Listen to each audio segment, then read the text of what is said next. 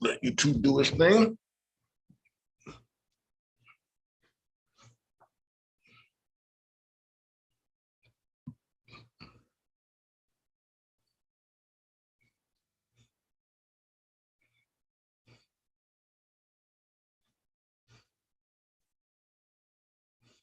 All right, there we go. All right, we're live on YouTube. Got it. Give me just a minute. We still got about, is that time right? Okay, my time was stuck on 6:58. I was like, it's been 6:58 for about 4 minutes now. I do apologize. All right, we gotta go ahead and get started. My time was, it was stuck on 6:58 for some reason. Come on, what's wrong with my computer now? Y'all give me a second. Got some technical problems.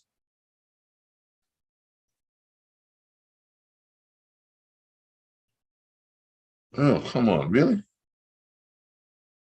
Y'all give me a second. My computer is experiencing some technical problems here.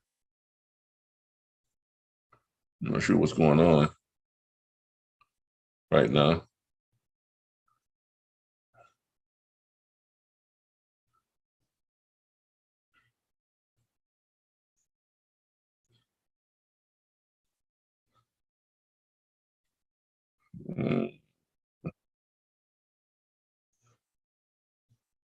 I'm trying to pull up my YouTube channel. My computer's giving me some problems for some reason.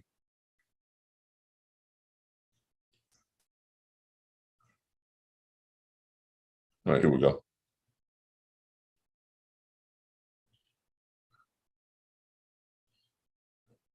All right, let me share this real quick on Facebook. Let me share it out, and then we'll be ready to go. Okay, get this shared out, and we'll be ready to go. Still got some people logging in, so it's good that we're a little bit late.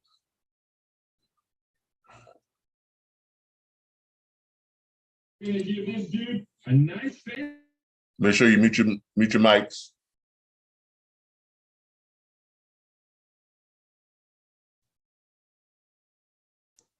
Especially if you got a lot of stuff going on in the background, TV sets on, radio, kids in the background, something like that. Make sure you mute your mics.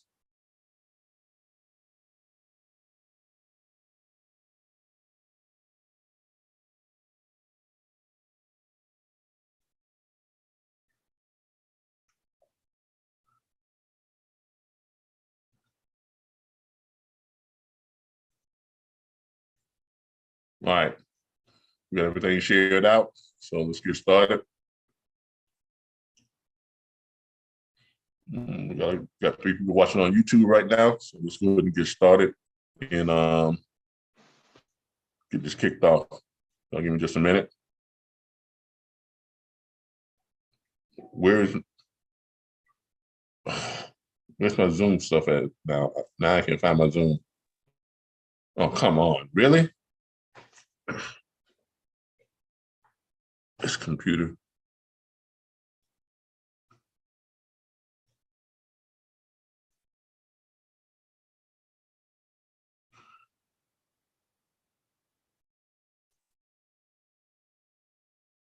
All right, there we go. All right, I got my Zoom back. My computer is acting up right now. I don't know why it's acting up. It's like it doesn't want to transition from Zoom to online. Whenever I try to transition, it gets stuck. I'm not sure what's going on with it.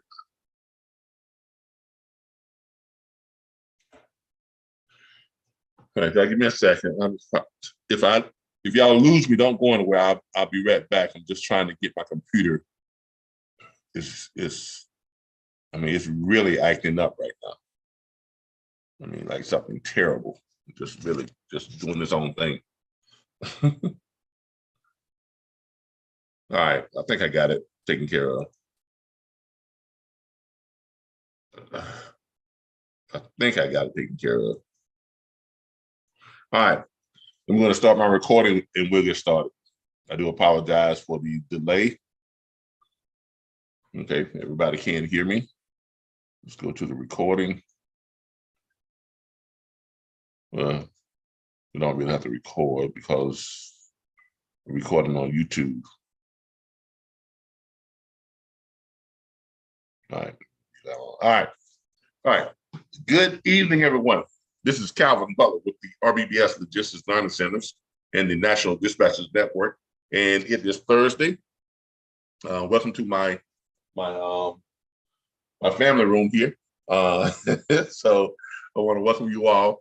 And tonight is Thursday, so it's dispatch training. And tonight we're going over the dispatch agreement, the importance of the dispatch agreement. We're going to go over line by line. And we're also going to go over the carrier profile form, which is also very, very, very important because you're supposed to send it out along with the dispatch agreement to your carrier once you have pitched them and they have agreed to sign your dispatch agreement. So we're the next step. Last week we went over the pitch, where we showed you all how to, present your pitch and what you should be saying and things like that, how you should do your transitions and things of that nature. And once you've got them to agree to give you a shot at dispatching them freight, then you got to send them the dispatch agreement and the carrier profile form. All right, before we get started into going over the dispatch agreement, I'm going to go ahead and cover some stuff real quick that you all may have some questions about. How much time should you give them to get the signed dispatch agreement back to you? Okay, I know that's a big question. When I get them to agree to contract with me, I express the importance. Then is you have this conversation before you send the dispatch agreement. Express the importance of them getting the dispatch agreement back to you as soon as possible. I'm sending you the dispatch agreement. Check your email. When I send it to you, I'm going to call you to see if you got it.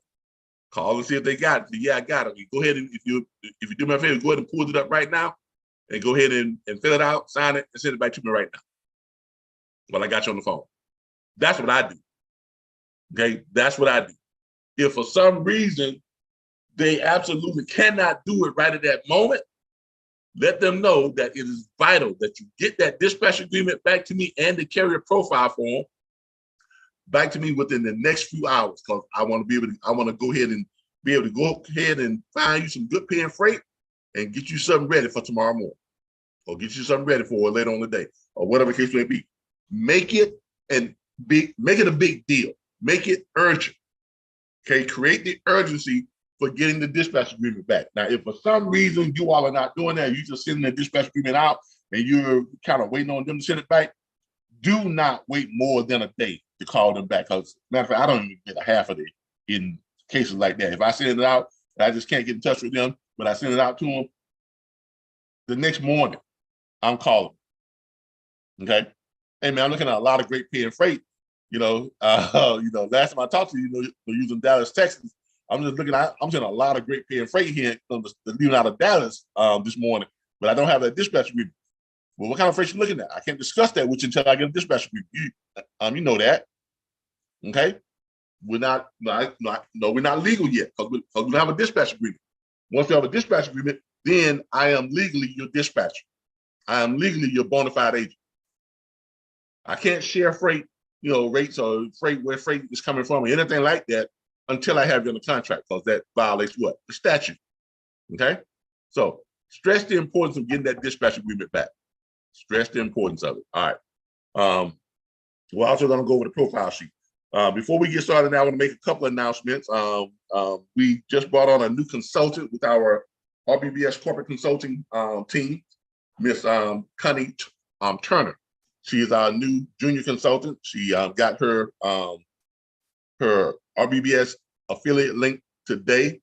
She's coming in at the 60% affiliate, where she gets 60% of when she shares her link and people log onto our main website and they order any of our classes or courses, and whatever they enroll in, she gets 60% of that. So that's what that paid affiliate links do. So she is now getting 60% of every person she sends our way who enrolls for anything on our RBBS vocational school site. So if y'all want to know more about that, reach out to me. And if you want to learn how you can become an affiliate, a paid affiliate, to earn anywhere from 60 to 95% of the enrollment fees, hey, great money with the highest paid affiliate program in the country right now. Nobody else is paying a higher percentage than we are. Okay, 60 to 95% of the enrollment fees. And you all know what these enrollment fees cost, right? Most of you all paid the $349.95. If you was in our affiliate program and you shared that and someone clicked on and paid for that, you will be getting anywhere from 60 to 95% of that, depending on which level in the affiliateship that you sign up for. Okay. But that's how that goes. But anyway, if y'all want to know more about that, hit me up 866-973-6445 or email me at training@theRBBSLLC.org, or you can hit me up on Facebook, LinkedIn, Twitter. You know, if y'all got me on all those, y'all know how to hit me up. Y'all know how to find me. All right, let's go ahead and get started tonight. All right, I'm gonna start sharing my screen. How's everybody doing? Pretty good. Great. Thank you for asking. How are you? I am doing great. We're getting ready to launch our new brokerage firm to add to the one that we're already managing. We're getting ready to launch Hollaboard Logistics, going live on February the 15th, the day after Valentine's Day. We're going to be spreading some love with that new brokerage firm that we just picked up. Well, we've had them now since late December, but we've gotten most of the people trained, and we're ready to take them live now. And we're contracting with 2 more brokerage firms coming up here in this month, in February. A couple of gentlemen have already contacted me and told me that they want to go ahead and contract us to run their brokerage firms too. So, and that's why we're so excited about the new affiliates that come on, because they get to be consultants within our consulting firm. Because when we get these new brokerage firms, we put them in charge of managing the firms. And they're making some crazy money when they're managing a brokerage firm. It's nothing like getting a percentage of everything a brokerage firm does. Think about that for a minute. If you're one of our consultants and you're managing one of the brokerage firms that we have on a contract, you're getting a percentage of every brokerage fee. Every brokerage fee, you're getting a percentage. Now, that don't make you a millionaire, I don't know what else will. All right. So look, that's what we do over at the consulting firm. So if you want to be a part of that, y'all know how to get in touch with me, you know how to reach out to me, and I'll be happy to share with y'all how you can become a part of that.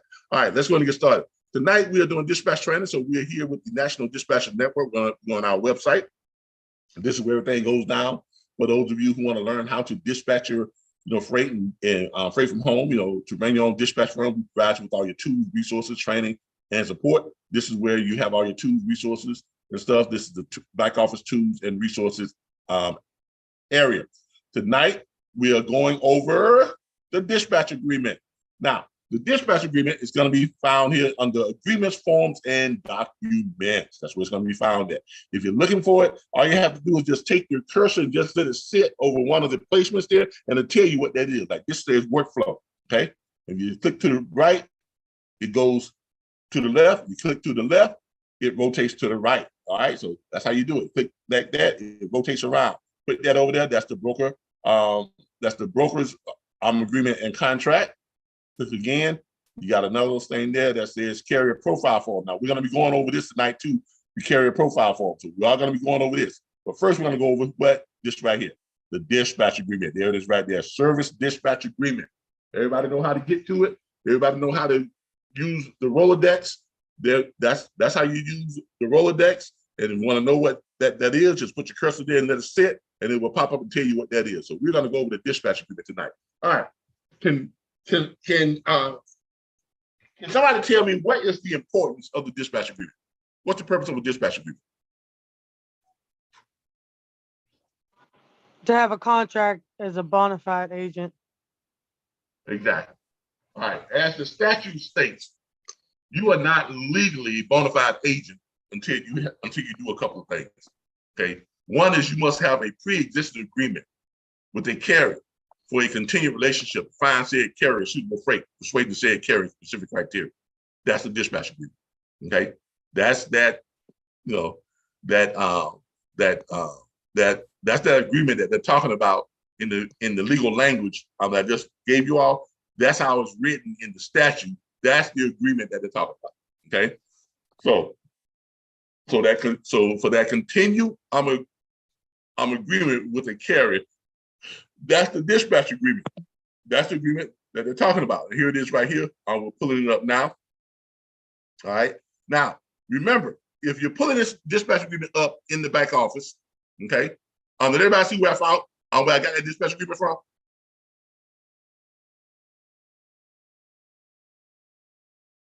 Did everybody see where it came from? Yeah. Okay. Well, make sure y'all know how to get to it. I'm in the back office. But when you pull this up, okay, pull it up in the back office, you notice here it is in viewing mode right now. You can't change anything. When you click on it, you can't really change anything. But see right there where it says enable editing. So when y'all pull this up, you're going to click right here. If you have Microsoft Word, you should have Microsoft Word. Everybody should get Microsoft Word. Okay? It's in Word file. So you can click right here where it says enable editing. Click that. And now you're able to edit the dispatch agreement to fit your company. You can add in your own logos. You can come here and change the name right here. You can put your information up here. You can fill stuff in here. So you want to download it in this version and keep this version available. So anytime you send it out to somebody, you can go in here and put in the carrier's no information. If you choose to, if you want to change some information, you can put that in there. Then you send it off to your carrier. Okay. Okay. So that's what you want to do. You want to complete the stuff that you're gonna put in there, and then you click save, and then you send that version to your carrier. Then when your carrier get it, they can click where it says enable editing, and then they can add the information in there. Does everybody get that? Yes. All right. Now I know some of you all have seen dispatch agreements floating around on Facebook, LinkedIn, YouTube, SD, and stuff like that. And how many of y'all have seen the dispatch agreements that are like 4 and 5 pages long? I've seen one 8 pages. Oh my God, that's a novel. All right. I actually have that one. Yeah, Well, somebody sent it to me. I'm like, oh, no way. Exactly. So if you feel that way, when you get an 8 page or 5, 6, 7, 8 page long dispatch agreement, how do you think the carrier feel? That seems like excessive. That is excessive. I didn't read it all because it was too much mumble jumble. Exactly. That would not understand. Exactly. So you know a carrier, so you know a truck driver's not going to read it, right? And chances are they're not going to sign it. That's why you have a lot of dispatchers complaining about, well, I'll be sending out my dispatch agreement and they'll never be sending them back. I've been done all that work, and then I send it out to them, and they don't even send it back. Because they got to read a novel. They got time to read no short story. I mean, come on. They're not expecting a Tyler Perry book. They're expecting a dispatch agreement. Yeah, okay. And remember, you have to remember who your clientele is now. The clientele is truck drivers. Okay. They're out there on the road. They're trying to get freight. They gotta worry about the weather. They gotta worry about where all types of stuff, mountains and everything. They gotta worry about how they gonna eat. They gotta worry about getting the shower. They gotta worry about fueling the truck. They gotta worry about taking care of load. They're not gonna sit there and read a 5, 6, 7, 8, 9 page dispatch agreement. Now, some would say that you need that much paper to put in all the legal terms, all the legal stuff you need for the dispatch agreement, like a power of attorney. Ooh, that's scary. Just hearing that power of attorney. Isn't that kind of intimidating? Do y'all find that term kind of intimidating? Power of attorney? I do. All right. So an owner operator, when he sees that on his dispatch agreement, power of attorney. Whoa, I got to give them power of attorney.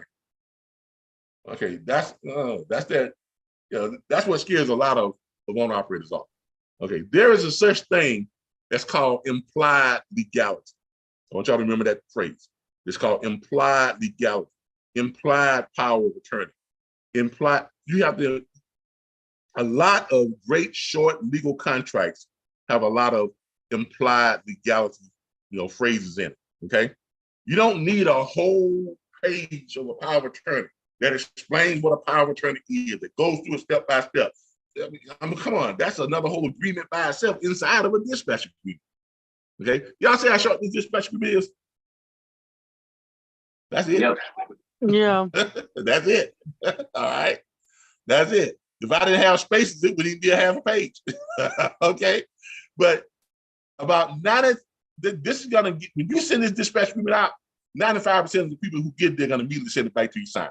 Because it's short, quick, to the point. There's none of those scary terms in there that's gonna frighten your, your client, your potential client, right? It's something that they can go through real quick, get it done, get it right back to you. So it's not gonna take up a whole lot of the time. You want to make this as convenient, as effortless, and easy as possible. Okay? So let's go over this dispatch agreement. All right. In this dispatch agreement, now you all gonna notice I have some stuff highlighted for you all for illustration purposes. Now, this is what we call the fee line. Okay? The fee line is this right here. It says the fee of the fee for dispatch services will be. That's what we call the fee line. Now you'll notice everything that's above the fee line that is in yellow, whose information goes here? This is where your information goes. Okay? Everything that's above the fee line, that's in yellow. This is where your name or your company name goes. Okay? Everything that's below the fee line, that's in yellow, that's where the carrier's information goes. So everything that's above the fee line that's not in yellow, who fills that out? That's not in yellow. That's not in yellow, the carrier. The carrier. Good job. Good job. I tried to trick y'all, but you caught it. Y'all a trick question. All right. Everything that's above the fee line that's not in yellow, that's what the carrier fills out. Okay. So that's the point I want to get you. With the exception of this, that's above the dispatch service agreement. That's your stuff. You're gonna put your stuff up there. So you are the dispatcher. You're gonna put the name of your company up top. So your company name is gonna go up there. If you don't have a company name, your name is gonna go up there. Okay. Your address is gonna go there. Your phone number is gonna go there. Your email address is gonna go there. Why do you want to have all your information up top here? Why do you want to have that?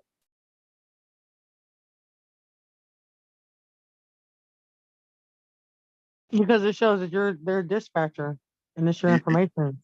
Exactly. There are a couple of reasons, but she's exactly right. Here are the reasons why you want to have that up. The first reason is you want to make sure they can get in contact. You want to make sure that they got your contact information, your email address, your phone number, right? If they need to mail you something, you want to know that they can mail it to you. You want to make sure they know the name of your company or your name, okay? That's the first thing. The second thing is for legal purposes.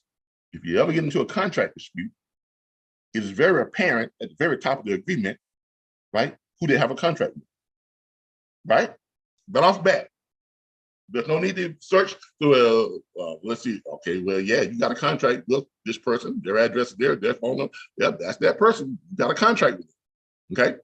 So you want to establish that right up front. All right, so you put your information up there, your name, your address, phone number, your email address. All right, so let's go through this dispatch agreement, okay?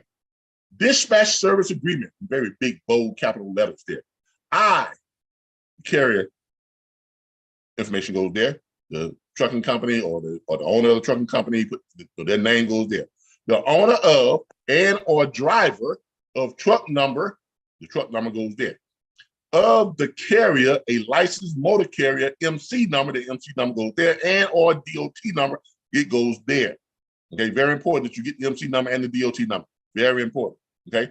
Hereby grants authorization to, that's in yellow, so your name or your company name goes there, to act as my agent for the sole purpose of searching for and booking shipments, processing all brokerage paperwork, and obtaining certificates of insurance as required in order to expedite shipments and dispatch via telephone, fax, or email for my truck. Unit number, the truck unit number goes there. Okay, again, license plate number, the license plate number goes there. In the state of, and the state goes there. Now, why do you want to have all this stuff? The unit number, the license plate number, and the state. Anybody tell me why that's important? Have that.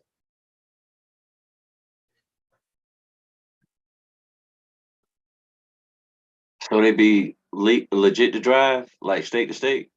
Well, they already legit drive state to state. But why do you need it on your dispatcher? In case you need to take them to court. There you go. There go back to that legality again. You want to make sure that they are identified, that they are identifiable. If you ever need to, this needs to come up in a court proceeding. Okay, you want to make sure that the judge knows that this is the person, you know, that owes you. Okay, you want to make sure that it's clearly identifiable. Also, if you ever have to, if you ever get audited by the Federal Motor Carrier Safety Administration, y'all didn't know they do that, dude. Sometimes they'll do that. They'll just pick a random dispatch company or dispatch firm, and they will audit. They'll audit the trucking company, and they ask you, do you have a dispatcher? And then they'll audit you. You want to make sure that you are legal. Make sure you're following proper legal procedures. Make sure that you have a legal agreement in place to legally dispatch them. Because if you don't, they're gonna fine you what? $10,000. Now, is there a way to actually look up their, I'm sure there is, a unit number and license plate and all that stuff to make sure they're legit? I mean, yeah, you can look it up. Go to Okay. SaferWeb. You go to SaferWeb, or you just go to Google and put in the DOT number. You just put in the Google and the DOT. Is that Yeah, simple? just, Okay, that makes just go in Google and put in DOT number, and you put that number in there. You hit search. It'll pull them right up. All of them is public information. The DOT numbers and empty numbers is all public information, which is, I got a problem with that information being public like that, because someone stole the identity of my brokerage firm, and oh my goodness. Yeah, back in the day, and ran, they ran like literally, and they was running auto haul over. We wasn't even doing auto haul at that time. But they ran like $72,000 in auto haul load fees, which means that's how much they made from auto haul load by the time it became apparent to us that someone was using our DOT number, our brokerage firm DOT number. Running auto haul loads, we didn't even know. They had made over $72,000. Yeah, they wound up doing 5 years in prison, but Oh, dang, that was a high price to pay. Yeah, but that happens. All right. So make sure you got this, because you want to be legal. Okay. All billing, invoicing, and collections of revenue from customers, brokers, shippers, consignees, etc., are the sole responsibility of the carrier. If revenue for the shipment is uncollectible, your name goes there, or your company name goes there, will be held harmless, and no penalty or deduction of fees will be made. Now, why is this stated down here that it is the responsibility of the carrier to collect this stuff? Because the statute says that you cannot collect fees from a shipper on behalf of a carrier. You're not a broker. Okay, you can't have anything to do with the collection of fees. Okay, you can invoice your carrier to get what's owed to you, but you cannot. And I know y'all see a lot of dispatch firms, they advertise on social media. Yeah, we'll take care of your invoicing. We'll take care of this. Y'all see that, right? Right. That's illegal. That specifically goes against the statute. Remember, they just had this thing about dispatching. They just went over the statute again. Y'all remember that? Just recently? I do. When everybody was thinking that they were going to outlaw dispatchers and make them illegal and all this other type of stuff, but really all they did was they were just clarifying what the original statute meant, what everything meant in that statute. And one of the things that they clarified is that dispatchers can take no part in the collection of fees on behalf of a carrier. Okay? You can collect your fees from the carrier. You can send them an invoice. You get your money, but you ain't supposed to be processing no invoices to the factory company. You ain't supposed to be doing that. You can forward paperwork over to the brokerage firm, and the brokerage firm can do that. Okay? If a carrier has their own factoring company, they cannot turn over the factoring responsibility to a dispatcher. That's illegal, people. That would get you a fine of $10,000 if you get caught doing it. And yeah, I see a lot of dispatchers advertising on Facebook. We do this, we do that, we do the invoice, and we take care of that. You can't do that. You ain't got no bond, you ain't got no insurance, you ain't got no authority to be doing none of that stuff. If you get caught doing it, you better have that $10,000 because if you ain't got that. Y'all do notice that DOT officers carry guns and badges, right? Right? Yep. And they got a state badge on, right? Certified, right? When a person with a state certified badge, gun on the side, and handcuffs, what's part of their job? Arrest you. To arrest you, take you to jail. That ain't there for show. That ain't there for, they ain't paying dress up. It's not cold, it's not cosplay. Okay, that's part of their function. They do slap cuffs on people, they do arrest people. So if you violate the statute, because the statute is a law, that's what a statute is. A statute is a law. DOT is a law enforcement agency sworn to what? Uphold and enforce what? The statute. So if you break the statute and they hit you with a $10,000 fine, and you ain't got the money to pay it, they can say, well, since you can't pay it, you got to spend what, 2 years in jail or a year in jail. Now that doesn't happen very often, but it does happen. It's well within their rights and well within their the authority to prosecute you and take you to court. And if you're found guilty, you can do jail time. Okay.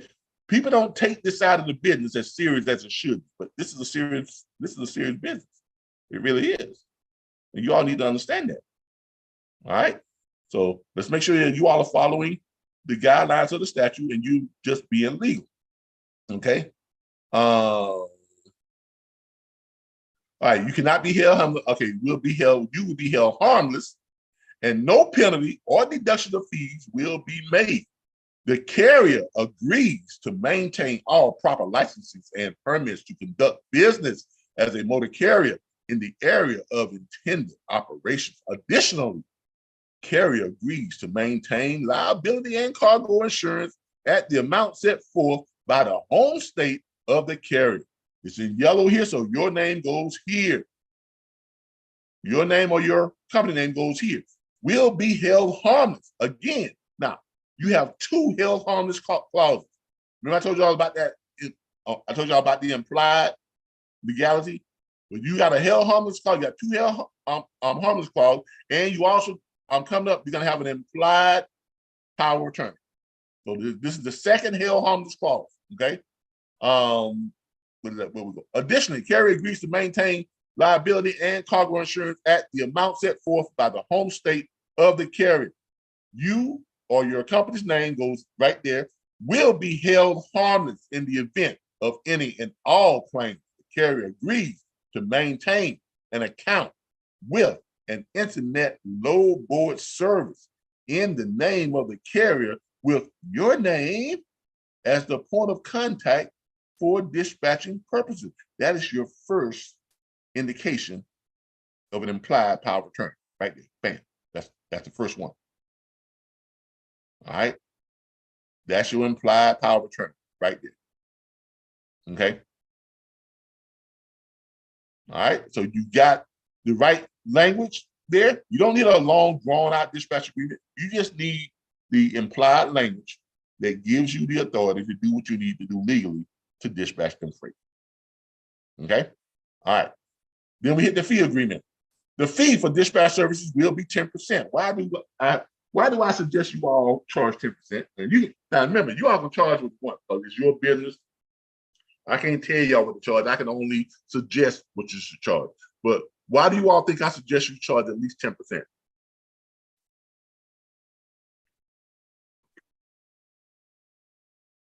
You say Anybody? when you scale your business, when you get past 5, when you hire dispatchers, you can charge them 6 or 7, and you still get a residual. Boy, income. Somebody get that man a gold star. He been watching my video. All right, there you go. Yeah, it's because look, at some point in time, you're gonna want to scale your business. If you're doing what you're supposed to do and you bringing on new carriers every week, you're not gonna be able to handle all the carriers you bringing on. And you don't want to limit yourself. So, well, I can't handle more than 5 or 6. I'm gonna stop right there. I don't want to make no more money than that. No, you want to scale your business be as big as you want to have it. My dispatch firm dispatched for 317 carriers. But you think I dispatch for 317 carriers? No. You want to scale your business, okay? And if you scale your business, right, and you bring on dispatch agents, if you're only charging 3%, what you gonna pay them? You gonna take 1.5, and they're gonna take 1.5?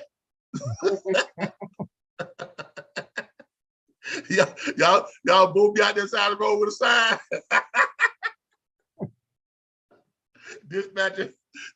Dispatching will work for food. Right? Right. Come on, really.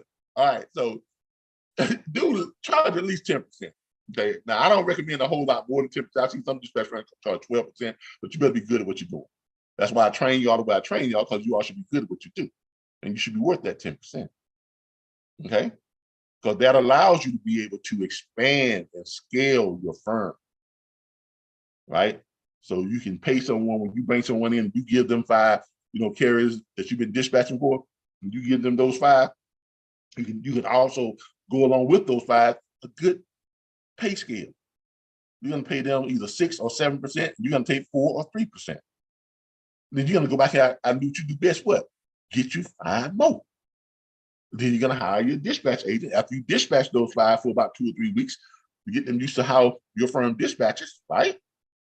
Try to get them set up on some dedicated lanes, right? So when you go and get your other dispatcher, they're already set and they're happy, right? And they can make some money, right? Right. And then you head back out and do what? Get you 5 more, and just keep repeating that process. It's not a very hard process. It really is. Dispatching is probably one of the most scalable businesses you'll ever find.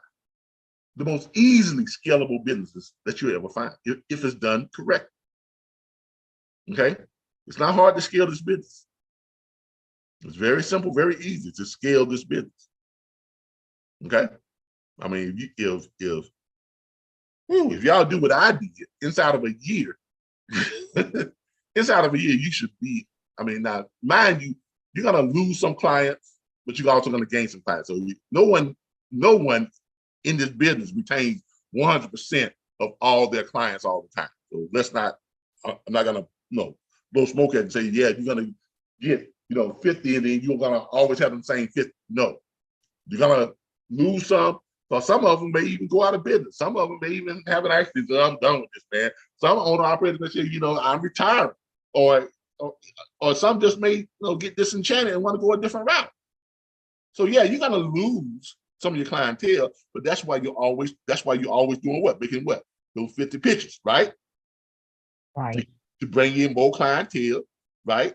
Dispatch them, turn them over to a dispatch agent, then you go get you 5 more. Dispatch them for a couple of weeks, then you go get you 5, then you go get you another dispatch agent to do those 5, then you go get you 5 more. See how that goes?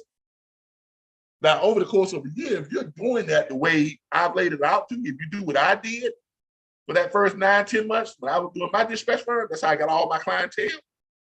If you do what I did by the end of the year, there is no reason why you should not be well over $200,000 a year.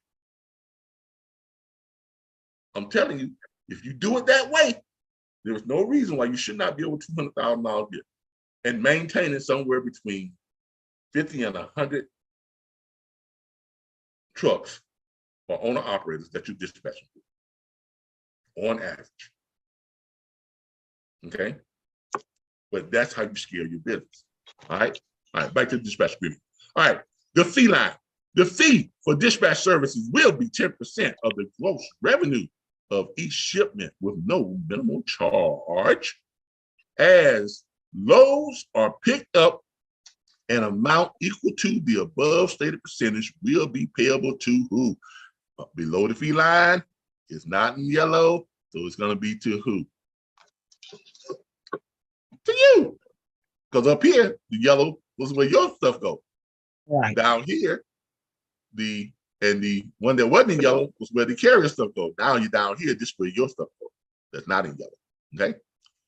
All those will be picked up. An amount equal to the above stated percentage will be payable to, and you're going to put your name or your dispatch company name. Now, Don't put payable to your dispatch firm if you are not registered with the state as a legal entity. And if you don't have a bank account that will take that check or that payment in your dispatch firm's name. If you don't have that set up yet, put your personal name there. Okay. All right. But if you want to be able to take money in your company's name, first of all, you got to have EIN number. That's number one. Second of all, you got to register that business with the state as an LLC, partnership, sole proprietor, or whatever. It's got to be registered, okay, with the state, and you got to have a bank account with that company name on it, it has appeared the same way it appears on your state registration and on your tax ID number. Okay, so if you've got that, then you can put your company name there. They can do the checks or credit card or however they want to do it in that name. Now, payments are to be convenient. That's the only thing that you are going to make some changes to. Payments are to, well, you're going to make changes here, but you definitely got to change this. Payments are to be conveniently paid with any debit or credit card via text or email invoice app processed by, we don't process y'all invoicing. We used to do that back in the day when we first started out, and we were splitting the dispatch agreement. Okay, well, we would do our dispatch and 10%, we get 5%, y'all get 5%.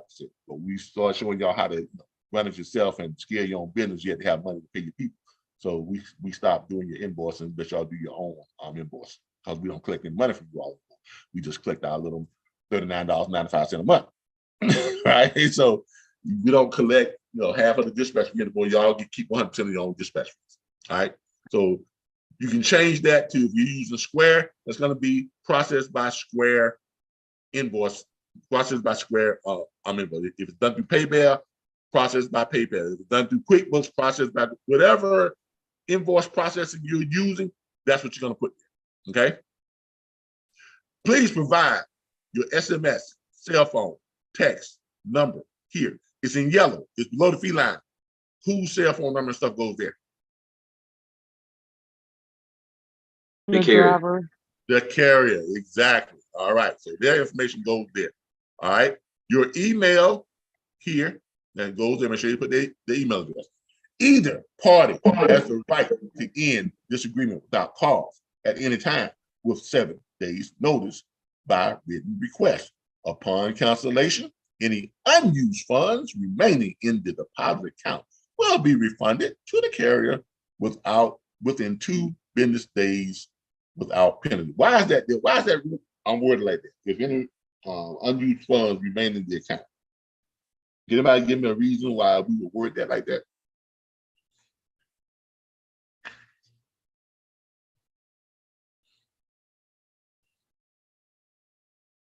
What are one of the things that we teach you all how to do when you're looking for loads for carriers?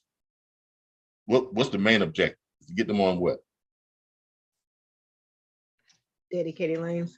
Dedicated lanes. So if you get a carrier set up on dedicated lanes and they're running the same loads every week, every day, right? Isn't it conceivable to think that some of your carriers are just going to pay you in advance? Yes. Aha. So that's why you want that clause. Okay, because they've already paid you in advance, and if for some reason they decide that they don't want to, continue the relationship or whatever, and you take them off those dedicated lanes, but they've already paid you for them, or whatever the case may be, then you owe them that money back because they're not going to be running, right? Right. All right, there you go. So that's why that clause is there. All right. By signing below, I fully understand the terms of this agreement. Company name goes there, signature goes there. Now, this is where their company name goes up top. The carrier's name goes up there. The carrier's signature goes there. He dates it right there. They print their name right here. Bam. Down here, dispatcher, right? Your name goes there, date goes there, and then you got your signature line down there. Y'all see that? But that's it. That's a dispatch agreement. I mean, seriously, if it wasn't for the spaces, it wouldn't even be a half-page load. But it's properly formatted. It's legal. Trust me, I know. I've been to court at least 6 times and gotten my money from carriers that didn't want to pay me. All right? It's legal. And I'm talking about in 4 different states. In 4 different states. Okay. Well, I didn't personally have to go to court because now, most of these simple court proceedings like this right here, small claims, so that's done via Zoom now. And did y'all know that? Most court proceedings now are done via Zoom. Well, that's good to know. Yes. Yeah. I mean, if it's nothing serious, like nobody's going to be going to jail or something like that, if it's anything that's civil or something like that now, the simple proceedings, all that stuff is done via Zoom. Everything is done via Zoom. I mean, my divorce case was via Zoom. It's crazy, but everything is done via Zoom now. All right. So, but make sure you have your documentation, because if you got your documentation, the stuff that we teach y'all to have, your rate cons, your BOLs, your dispatch agreement, your emails that you're getting from the broker going over to the carrier, you keep copies of all that stuff. Because if you ever get a carrier that says, well, I ain't paying you, you get them sometimes, right? Guess what? They're going to pay. Because you're just going to go pay that little $79, file small claims, right? Go to court, right? And you got all this documentation. Guess what? Judge is going to rule in your favor every single time. In fact, a lot of times you're going to get more than what you was asking. Okay? Because you got what, now what do they call that? Some type of damages, compensatory, or I can't think what it is. Punitive damages. Punitive damages. If you have missed business, or if you have, you weren't able to pay your mortgage, or you weren't able to pay a certain bill, or you weren't able to pay some service provider because they didn't pay, they refused to pay you, or stuff like that, you can ask the judge go throw them punitive damages. And there you go. All right. So keep these. It's very important to have a legally formatted dispatch agreement. This is a legally formatted dispatch agreement, and it's not one that's going to bore your client to death. It's not going to frighten them with all those big words, like scary words like power of attorney, and 5 and 6, 7, 8, 9 pages. Okay, stuff they got to read. They got a novel there. This is just one page. If they want to put it in a letter and send it back to you, you put it, that one thing in an envelope, boop, send it back to you, right? They can even screenshot the whole doggone thing. That's how small it is. It's nothing that's too big. And that's what you want. You want your dispatch agreement to be non-intimidating. You want it to be convenient. You want to be something easy they can go in, fill it out quickly, get it back to you. So that's what you want. All right. But any questions on the dispatch agreement itself? Yeah. All right. I got a couple of questions that I know that people usually ask. Well, what's the best way to send this? Get them to sign it right away. All right. There's a whole bunch of software out there now. The DocuSign, that's one. There's some people still use eFax. That's another one. If you get on something like LegalZoom, they got a service with the LegalZoom subscription you get, but you can send documents and they can just sign them just by clicking on it and signing and getting it back to you. I use Rocket Lawyer. I've been with Rocket Lawyers. My first Rocket Lawyer account I got when I was in the homeless shelter. My first business I started, with the homeless shelter. I got Rocket Lawyer because I wanted to make sure I had all my legal stuff done right.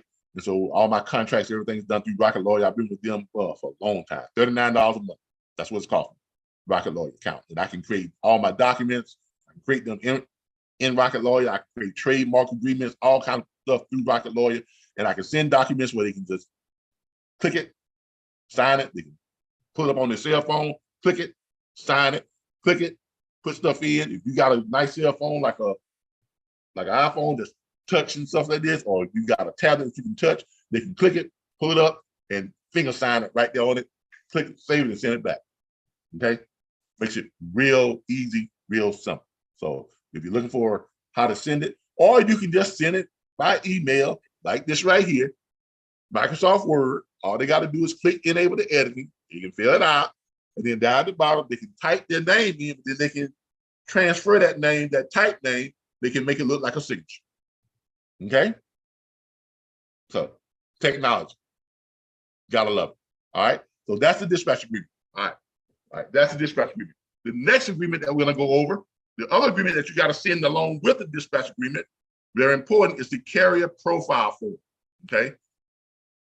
That's what you have to send with the dispatch agreement. That is the carrier profile form. That's going to be this agreement right here. Put your thing over it. See it right there. It says carrier profile form right there in your Rolodex. You click on it and you pull it up.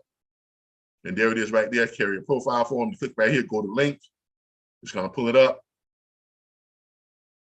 And there's your carrier profile form. And this is in PDF. Okay, this is in PDF. So they are going to basically, where's my PDF? Wait for my PDF, pull up, there it comes.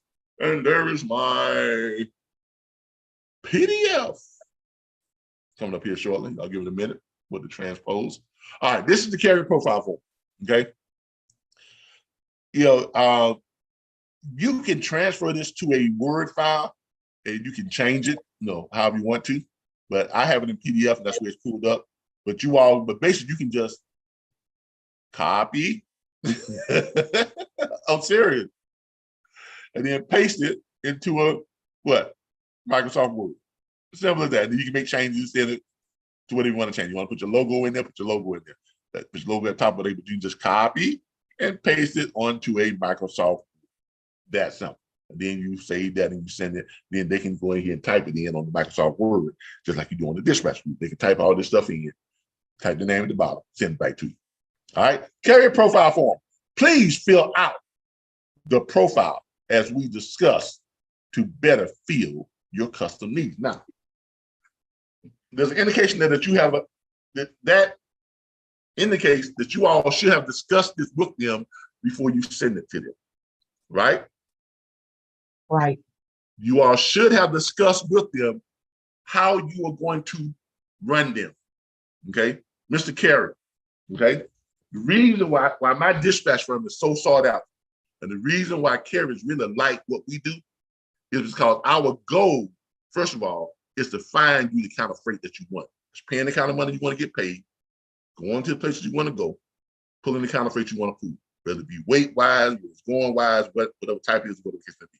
Another thing that I am going to do personally, okay, in the first 3 months of dispatching you, I am going to be looking for you some dedicated lanes in an area that's going to allow you to make a minimum of $1,000 per day, 5 days a week. Okay, that's my ultimate goal. Within the first 3 months, my goal is to find you some dedicated lanes. Now, what are you doing when you're telling that to a carrier? When you're just making that commitment to a carrier, what are you doing? What are you doing? You're building trust. Exactly. Not only are you building trust, but you're doing something else, right?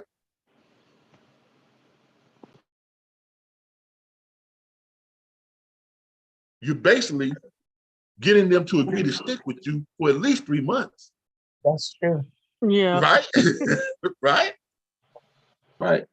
Because you want to have time to show them what you want to do. And you can't do this overnight, right? So that's why that 3-month period is a good time, because it gives you an opportunity to learn how they like to run. It gives you an opportunity to find out if you can build enough trust with them, because sometimes you may have to take them away from Minnesota and bring them down to Georgia or Alabama or even Florida, right? And let them stay down there every week and run those dedicated lanes down there, right? Making $1,500 to $2,500 a day, 5 days a week. Then they can leave their truck parked at a nice secure location and catch them a flight back home every weekend, or rent them a car and go back home every weekend, or bring their family down to Florida where it's nice and sunny at and spend the weekend with their family, or Georgia or Atlanta or wherever they are where you find those dedicated runs at, right? See, a lot of times we get stuck on thinking the way the carrier thinks. See, this is how truck driver thinks. Okay, I need to run, make as much money as I can, and I try to get back home at least every other weekend or every third weekend. That's how truck drivers think, right? Yeah. But why would you want to run all over the country, right? Wasting all that fuel, right? All that money, right? And then you get home every third weekend.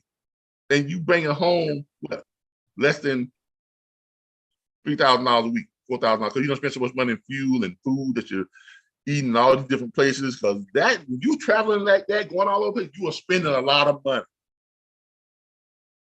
And not only that, you are becoming disenchanted with the industry, right? I don't know too many truck drivers that like being all over the place and away from home for 3 weeks, unless they got, somebody else and they got different families in different areas. Y'all see them Lifetime movies where the man got 6 different families in 6 different states. Yeah, I heard about that. I've heard of that before. Yeah, he a traveling salesman. And I love my job. Why? Because you have to travel. That's why you love it so much. That's the only way you spend time with your other wife and your other kids. All right. So look, you wanna get them to stick with you for at least 3 months. So that's gonna give you time to figure out how they like to run, where they like to run. It's also gonna give you time to find some good paying dedicated freight. Because if you got the kind of relationship with them that you're supposed to have with them, you should be able to go to them and say, look, I know you from Chicago, but running out of Chicago keeps you away from home for at least 2 weeks at a time. And you're only bringing, and the most you're bringing home is about what, $4,000? Okay, what if I told you I can run you to an area you can run all week long, and you can bring home about $9 grand, or even $10 grand, and you be home every weekend. Every weekend. Would that work for you? Yeah. Okay, well, I need you to go to Florida. I want to go to Florida, right? Yeah, that's where I need you to go. Why Florida? Because that down there, you can run those short, dedicated runs. You can run 3 of them each day, right? Be back in the same spot at the end of every day, and you're making $1,800 a day, 5 days a week. You got that down there in Florida? Yes, sir, they got that down there in Florida. All right, well, shoot. How you gonna get me down there? All right, here's what I need you to do. I'm gonna run you here, then you're gonna pick up a load and go here, then you're gonna run down to Florida. That's where you're gonna stay. Every weekend, you're gonna be able to take a flight home or bring your family down, or you should rent a car, or however you want to do. I got some carriers who down in Florida, and they rent a mobile home or a little small 1-bedroom apartment, something like that. And I got a couple of people who done got themselves a fifth wheel camper out by a lake somewhere. And they park their truck, leave it there, locked up, secure and everything. They go home every weekend. And they're making $9 to $12 grand a week. That's your goal. Get as many of your owner operators on dedicated lanes as possible. Okay, and we show y'all how to do that doing our load acquisition, which is when next week, right? Next week, we're doing load acquisition. Oh, thank goodness. I was getting a little nervous. I'm like, how do I do that? I'll show y'all that. Oh my next goodness. Week. How do you convince somebody to stay Yeah, one area like that? But I guess money talks, so. Yeah, I'll show y'all that next week in load acquisition. Matter of fact, you go to YouTube and pull up some of our videos on dedicated lanes. Okay, you just go put in RBBS dedicated lanes. That's all you got to put in, and it will put up all our videos on how to identify and create dedicated lanes from load groups. Okay, all right. Let's go over this carrier profile form. All right, fill out the profile as we discussed to better fill your custom needs. Note the below parameters are just minimums. Our goal is to always exceed and get you the best loads possible. Okay. All right. Make sure they put in their name, the company name. You want both their name and the company name. You want their home address. You want what type of equipment that they are pulling: van, flatbed, reefer, etc. Now, a lot of you all are going to go out there and you're going to sign up a bunch of box trucks and a bunch of spinner vans and a bunch of hot shots.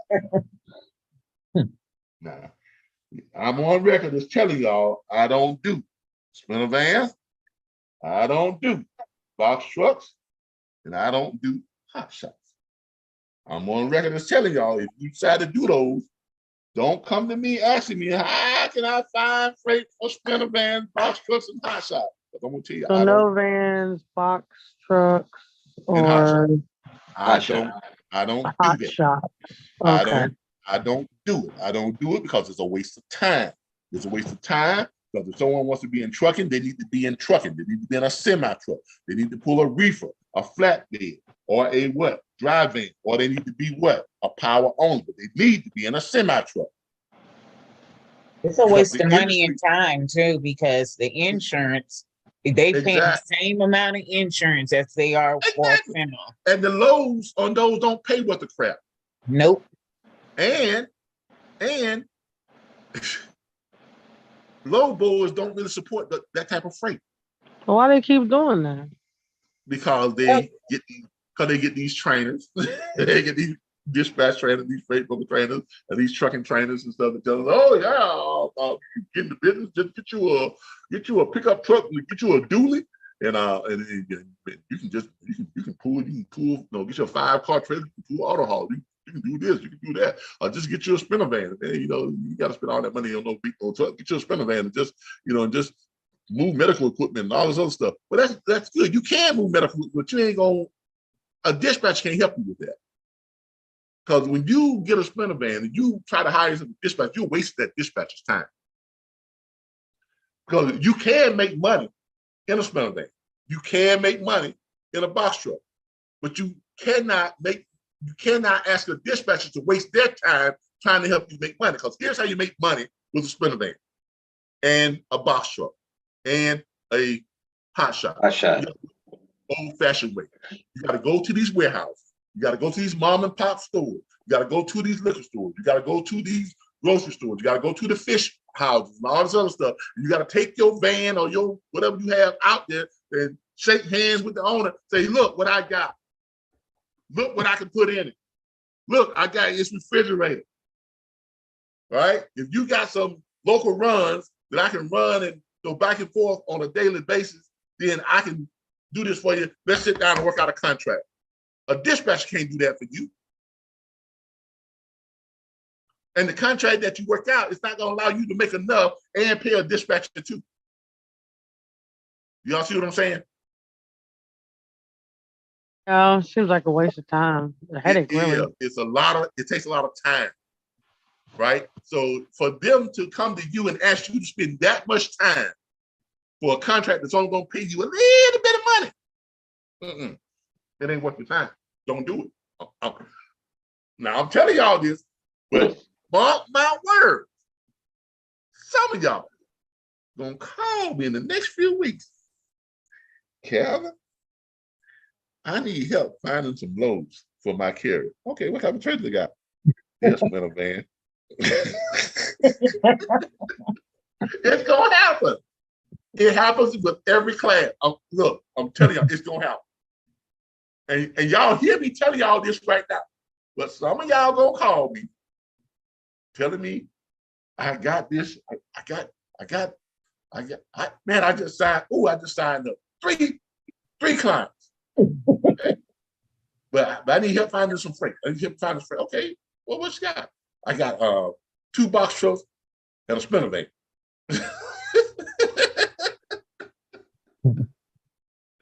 That's what y'all gonna hear. Y'all gonna hear me laughing at you. That's what you're gonna hear on the other end of the phone. Okay? So don't ask me what's funny, because you already know. All right? You already know what's funny.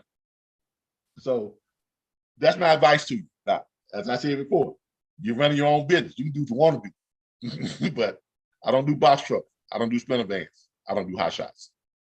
All right? There you have it. All right. So you get this equipment, all right, and put the equipment size right there. Put the type of weight that they don't want to go over. The minimum cost per mile, that is in bold, dark letters. Why? So you know what cost per mile, what they look for, the minimum. Exactly.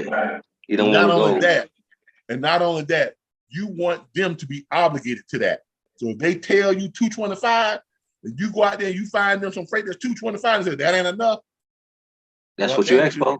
Exactly. That ain't what you told me. You told me your minimum. You told me your minimum amount was 225. You said if I find you anything that's 225 or better, you would run it. So here is a load for 225. Well, you see what I'm saying? Have that conversation beforehand. So now, whatever you put there, make sure, not sir, right here, minimum cost per mile. Now, whatever you put there, right? When I find that for you, I want you to be obligated, just like I'm obligated, and only coming to you with stuff that is that amount or more. But if I find you something that's that amount that you put there, I want you to be obligated, just like I'm obligated. I want you to be obligated to run it. I'm telling you all, it will work out better for you all if you have these conversations in the beginning. It's going to save you a lot of headaches. So they may be thinking, well, I can write a bill of 245, but then when they have that conversation with you, they say, I better put 250 there. You see what I'm saying? Right. And that's going to save you a lot of trouble because now you know his bottom line is 250. Right? Right. Right. So pretty much we could just go over this form after the legal binding contract, and then talk to them about it. And then after that, just send it to them. Exactly. That's why we present this along with the dispatch agreement. That's why you're gonna send this along with the dispatch agreement. You're gonna discuss this along with the dispatch agreement. Okay? Mm. You're gonna have this conversation. This is that trust building, conversation that you're having with your carrier before you even start dispatching. You want to put everything on the line and say, like, this is what you want. Here is what I'm gonna try to do. This is blah, blah, blah, blah, blah, and that type of stuff. Okay? The preferred distance, if they want to run long miles, short miles, I always tell carriers, short miles are better than running long miles. Long miles look like it's more money, but when you look at what you got to spend in fuel, it ain't what you thought it was. Okay. But won't it be better, like you said, whatever they put that cost per mile, like you said, 225 or 250, to be a better dispatcher? I wouldn't look. I know they say that's the minimum. Wouldn't you look for something like maybe 275 or 3? Do you have to give it a minimum? Because you can find. No. Look up here. What's the first thing in this carrier profile? Minimum. The below. No, the below parameters are just minimums. Gotcha. Our goal is to always exceed and get you the best loads possible. But there's gonna come a time where you're not gonna be able to find the best loads possible. Okay, that's what. But you are gonna be able to find something that meets within their criteria. So you don't want to, be in that situation. Okay, at least I've met their criteria. Then you call them up, and then they don't want to do their criteria. They're reneging on the end of the deal. You understand what I'm saying? Yeah. Okay. So have that conversation up front. Have that. Trust me, y'all. Trust me. Have that conversation up front. It's better to have it up front than for y'all to be arguing about it later on. Right? Right. All right.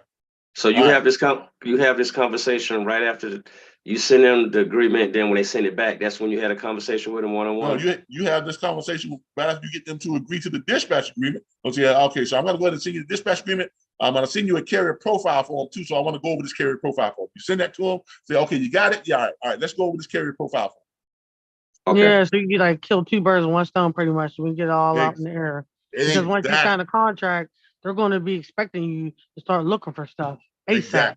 And when you have that conversation up front, that also lets them know that you mean business. All of a sudden, you're not just some yahoo on the phone talking about signing my dispatch. You are professional. They know that you mean business. Okay? And that's that confidence building, trust building thing you're doing at the very beginning. Okay? Okay. All right. What regions want to run in, and down here where it says other notes or requests, that's where I'll always type in my little thing about, okay, my goal is to find you the best paying freight possible. But my ultimate goal is to get you on some dedicated runs, and I'm going to try to do that within the first 3 months of dispatching you. So I need you to stick with me and just know that I'm a professional, right? I'm a professional, and I know what I'm doing. So if I ask you to go somewhere, it's because I'm trying to get you closer to an area that's going to get you closer to those dedicated lanes we talked about. You see how all this is trust building, confidence building, and if you have this in the beginning of your conversation, it'll make your relationship a lot smoother. Right? Right. All right. Because believe it or not, and this is why a lot of brokerage firms fail.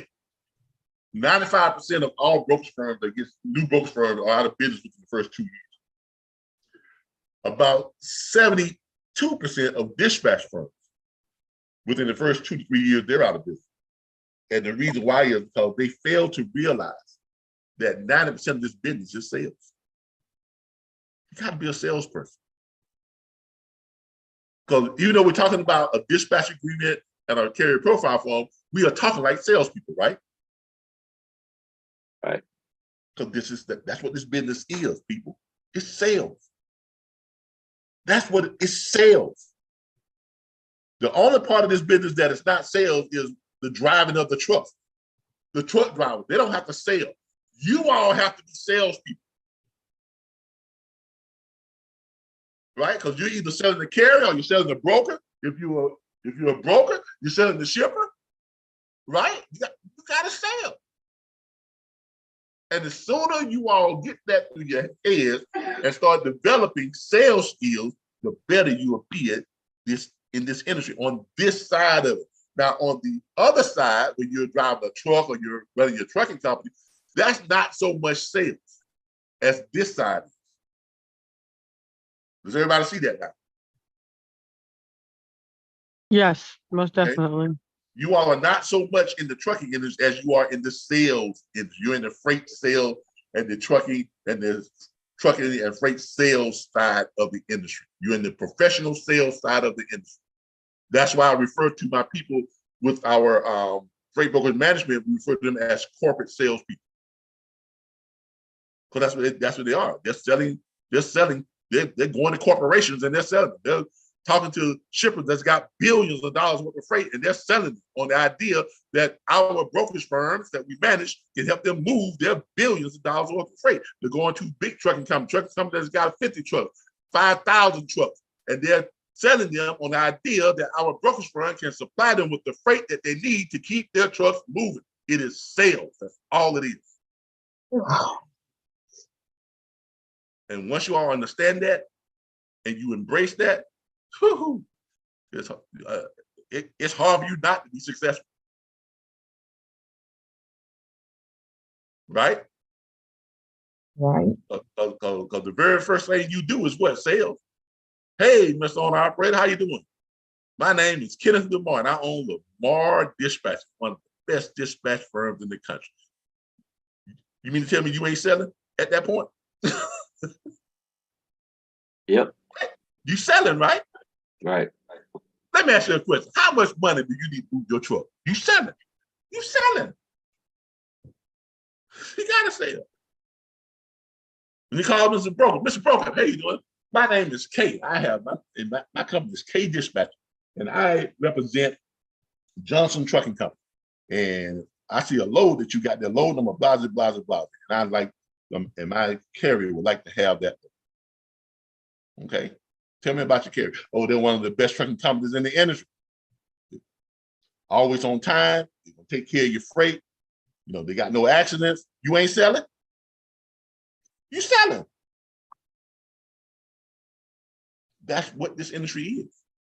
And the better salesperson you are, the more exuberant salesperson you are, the more skillful salesperson you are, it makes the person on the other end of that phone want to do business with you more, right?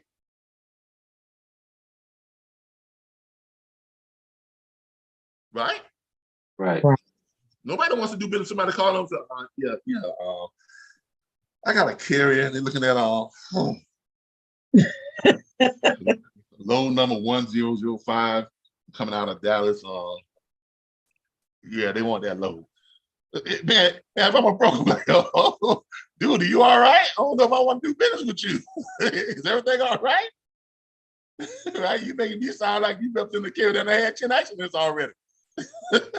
You see what I'm saying? This is sales, people. It's sales.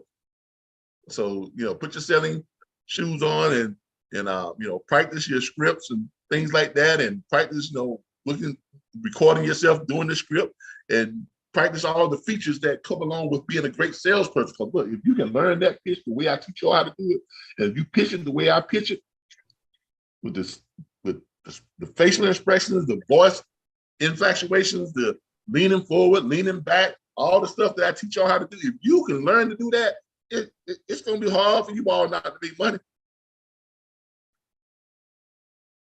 I'm telling you, it's going to be hard for you all not to make money. And you'll find yourself having fun with this, with your career. You really will. Okay. All right. Any questions about the career profile form?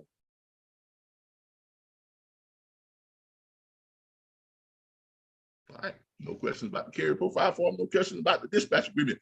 That's going to do it for me.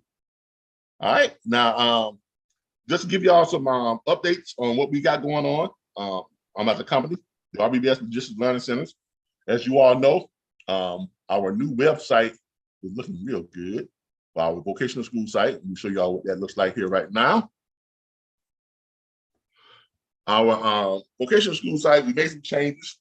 Okay, made some changes in our vocational school site. We no longer do the 2-week training course on site. We do it online. It's done online. You go up here, you click here where you see where it says enroll now. It clicks right here. Go to the enroll now. You notice we've done away with the other old page that we used to have that shows you everything, but now everything is right here. All of the courses that we offer are right here. Okay.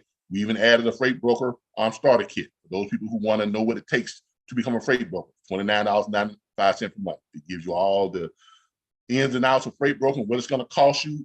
It gives you all the real costs. It gives you links to go to get your authority, you get your SAT codes, to get everything you need to get. It gives you all those links and everything. Okay, so it basically gives everything up front. It lets you know what you're going to need. So that way you're not caught sleeping, not getting into it and say, I know I'm going to pay this much.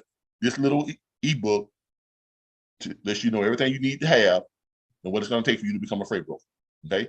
Our veterans individual enrollment platform is right here. Also, too, now you click on that and you can go ahead and pay for that. And we've also contracted with a firm. A firm not only allows you to pay this stuff off in 4 weekly installments, but you can stretch it out to pay it out in monthly payments with the firm.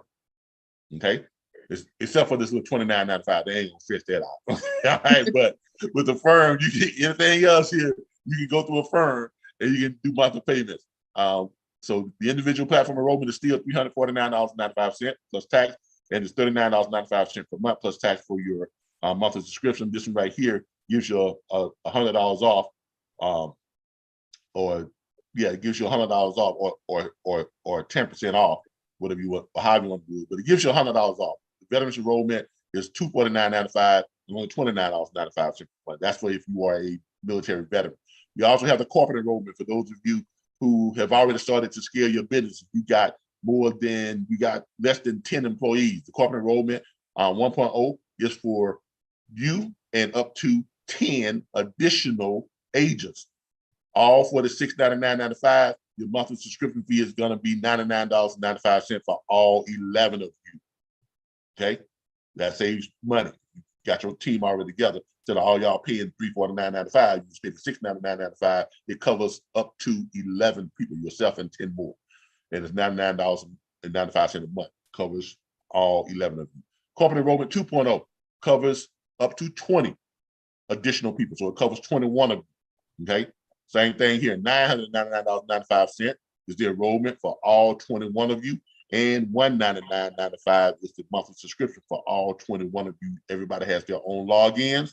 This is for you all that want to scale your firm, but you don't want to take the time to try and train your own people.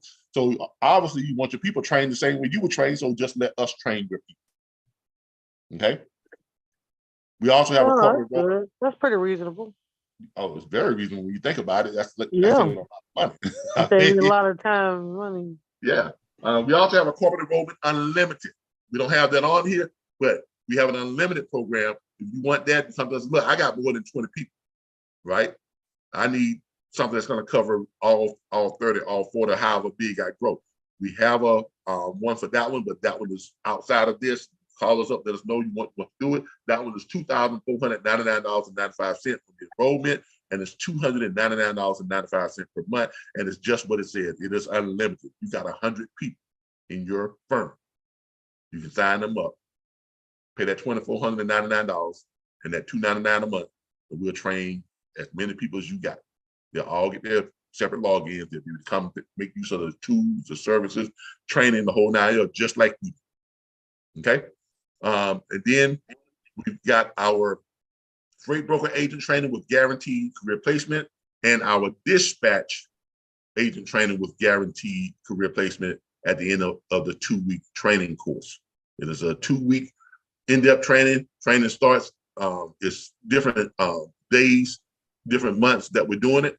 You click here, you see here, you can pay for this through a firm. All this stuff you can pay through a firm with the exception of the ebook. You can pay this, it's $1,850 as low as $116 a month with a firm, if you want to pay it through a firm. A 2-week in-depth freight brokerage training course offered online by live instructors from the RBBS Logistics Learning Centers and actual freight logistics private vocational school in Tallahassee, Florida, with guaranteed career placement offers from federally bonded and insured freight brokerage firms after successful course completion. Now, a lot of y'all say, well, Kevin, how do you guarantee us employment? Because we manage freight brokerage firms. We run freight brokerage firms. Remember that new corporate consulting that we started here back in October, RBBS LLC corporate consulting for freight brokerage startups, where freight brokerage firm owners, they contract us to come in and take over their firms. They put us on their articles of incorporation, give us full control of their firm. We take care, we handle all of the hiring, the recruiting, the training, we run their day-to-day operations. We run several brokerage firms. We have 2 brokerage firms that are under contract right now. One of them is Holler Board Logistics. I'll show you that website. We just finished building that website. This is one of the freight brokerage firms that we are currently running. This one is going live on February the 15th, day after Valentine's Day, which is that's the day we're gonna start spreading love for this brokerage firm. The other brokerage firm we're already running. They've been up and running now for about 2 weeks. It is Spirits Logistics, and they're off to a great start. We have already contracted that gives us access to more than 5,000 trucks already. We should be getting our first couple of shippers signed up here within the next 2 or 3 weeks. And with that firm, I think we have about 40 to 60 employees. With this firm, we've got, I think, so far 18 to 20 employees with this firm right here at present. And we've got another 15 to 20 going through orientation on this Saturday. So these are the firms. So this is how we guarantee you career placement. If you're taking those courses and you go through those courses, and you can guarantee your position with these firms. Now, a lot of you probably say, well, do I have to take the courses to be employed with these brokerage firms? No, you don't. You don't have to take the courses. But we have some people who want to take courses so they can kind of learn it before they come into the firm. And that's what we do, kind of teach them and you know, all the stuff they need to know. Because some people may want to decide to run their own firm one day. And even if they do decide to run their own firm or get their own firm, right? They can also come to us and have us to professionally manage it for them, run it for them. Okay, so these are the this is what we do, and we also part of the contract is we'll build your website. If y'all like this website, as y'all can see, we do a very good job at building websites. Okay, if you want to know about this firm, you click here, takes you over to the About Us page, and it tells you about the firm and who the owners are. The owners of this firm or the Holler Board Logistics. You click here, that'll take you right over to the DOT number and tell you all about the firm as they're listed on SaferWell, as you all can see there. It also tells you that their headquarters, they have two headquarters, one here in Tallahassee and one in Orange Park, Florida, down around Jacksonville at 2301 Park Avenue, 305 Orange Park, Florida. The owners of this firm and principal shareholders are Antoinette Foss, Miss Foss, and Miss Danielle Dawkins out of Jacksonville, Florida. Both those young ladies have very successful other businesses. That's why they don't have time to run their own firm. Their firm has actually been active for about 1.5 years, but they just don't have time to run their own firm because they each have 2 other businesses, and their 2 other businesses are very successful. They're making a ton of money in the other 2 businesses, but they did not want their brokerage firm to go by the wayside since they had spent all that money in the bonds and insurance and all that SAC codes and getting all that stuff done, right? So they looked us up, and we're the only freight brokerage management firm in the country. There's no other freight broker management firm. Why? Because we created this niche. We were able to create something that no one else is doing. We're the first to do it. And it's rather ingenious, if I do say so myself. We get the opportunity to place people in freight brokerage firms to make more money than any other freight broker agents out there, because nobody else pays like we do. We pay what's called performance-based residual compensation. Do the job one time, you keep getting paid for it. Unlike other freight brokerage firms, as a freight broker agent, you got to do the whole job. You got to locate the shipper. You got to negotiate with the shipper. You got to get them to agree to a margin. You have to onboard the shipper, load them up into the CNTMS, take all the freight that they bring it over, load it up into the CNTMS. Then you got to send it over to the load boards. You got to post those loads. Then you got to contact carriers. You got to get carriers onboarded. You got to send them rate cards. When you send them the rate cards and they pick up a load, then you got to track those loads. Then you got to receive the BOLs when they come back in. Then you got to process that paperwork and send the invoice over to the what? The factory company. And then that's when you get paid. Now, if you do all that other work before, shippers, negotiating with them, loading loads up on the load board, but you don't book loads, guess what? You don't get paid. So you just done a bunch of work for what? Free. But that's not how it works with our firms. All the firms that we manage, right? If you're a freight acquisitions executive, that's one position. All you do is call shippers and get the shipper to agree to onboard with the brokerage firm. Get them to agree to a margin. When you get them to verbally agree, okay, I like what you're saying. Let's go ahead and get signed up. Then you call our toll-free number of the brokerage firm. You hit the shipper onboarding extension, usually extension number 1. A processor will pick up the phone. You get the processor, the shipper's information. The processor then calls that shipper and takes over. You're done. You go back and call more shippers. The processor now does that other stuff. Get the shipper onboarded. Get the loads that are coming over. Place those loads into the CNTMS. Transport those loads over to the load boards. You see, the processor is doing all the administrative stuff. You're done.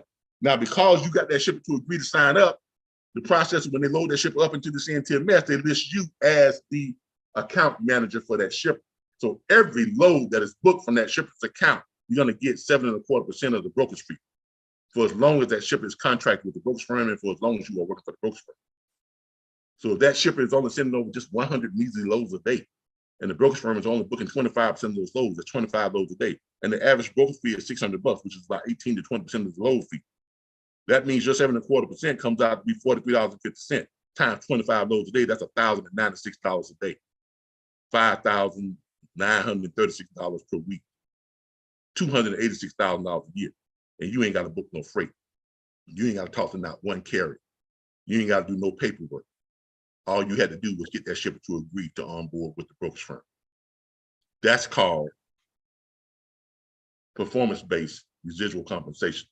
Everybody is paid on performance-based residual compensation, from the freight acquisition executive to the carrier group managers who only call trucking companies and get them to sign up, to our processor who does all of the paperwork and all the administrative stuff. Everybody's on residual-based compensation, and everybody in the brokerage firm is on a legitimate path to 7 figures a year. Because if you sign up one shipper that's only sending over 100 loads, we only booking 25 of those loads per day. That's $286,000 a year. What happens when you sign up a shipper that's sending over 1,000 loads a day, 2,000 loads a day, 3,000 loads a day? What happens when you sign up 3, 4, 5, 6 shippers? You're right at $1 million a year. No one else. There's no other entity in the industry that has that pay plan. There's no other entity in the industry that has the ability to run and profit from multiple brokerage firms and not own any of them. Now y'all understand the power of what we created? Yes. Yeah. Yeah, I have a question for the corporate consultant paid affiliate program. So that kind of gives you an idea. Yeah, those are the people who are running the brokerage firm. Obviously, I can't run all these brokerage firms myself. So we bring in, so we have what we call corporate consultants. They work for the consulting firm. The positions that we have for the brokerage firm is what we hire people to do within the brokerage firm. But the consultants, they're the ones who we assign a brokerage firm to when we get a new brokerage firm. Like we have 2 on the contract right now. Jen Williams is managing one. I'm managing this one. Okay, so she's running Spirits Logistics, and I'm running this one. She's my VP on running this one. Miss Hyatt and Miss Rozier, and we just brought in another corporate consultant, Miss Tanya, Miss, she's gonna kill me, Miss Tanya. We just brought her in. I just put someone on Facebook congratulating her, okay? All of our consultants, they have skin in the game. Because our consultants, when they come in, they're eventually gonna get their own brokerage firm, okay? They're gonna get their own brokerage firm that they're gonna be managing. When they get their own brokerage firm that they're managing, they're getting 2.25% of the brokers, of all the brokerage fees that's coming from that brokerage firm. Okay, that's what they get, 2.25% of all the brokerage fee from all of the broker fees. Okay, not only that, but once they become senior consultants, they get to recruit other junior consultants. They get a 1% override on the brokerage firms that they are managing. Now, how do we train our consultants? We train them by bringing them into the brokerage firms that we're already managing, and they work all 3 positions. When we hire people for those brokerage firms, you can only work 1 position. Whatever position you decide that you want to be at, that's where you're going to be, and that's where you're going to stay. Because we don't want people, crossing over. Well, I want to do this now, but now I want to do this now. We want you to get good at one thing. For the people that we hire for the brokerage firm. But for our consultants, they get to work all 3 positions, and they get to earn all 3 commissions, all 3 residual commissions. Yeah, I was just wondering, like, if would this be a good stepping stone if I were to start my own firm? You see what I'm saying? Well, let's put it this way. Let me show you something here. You tell me if it's something that you want to pursue. Give me a second here. Pull me your old calculator. Yeah, I've been checking it out. Okay, but for those people that are on YouTube and places who haven't been checking it out, let me show y'all something here. All right. Remember, we pay the freight acquisition executive 7.25% of the brokerage fee.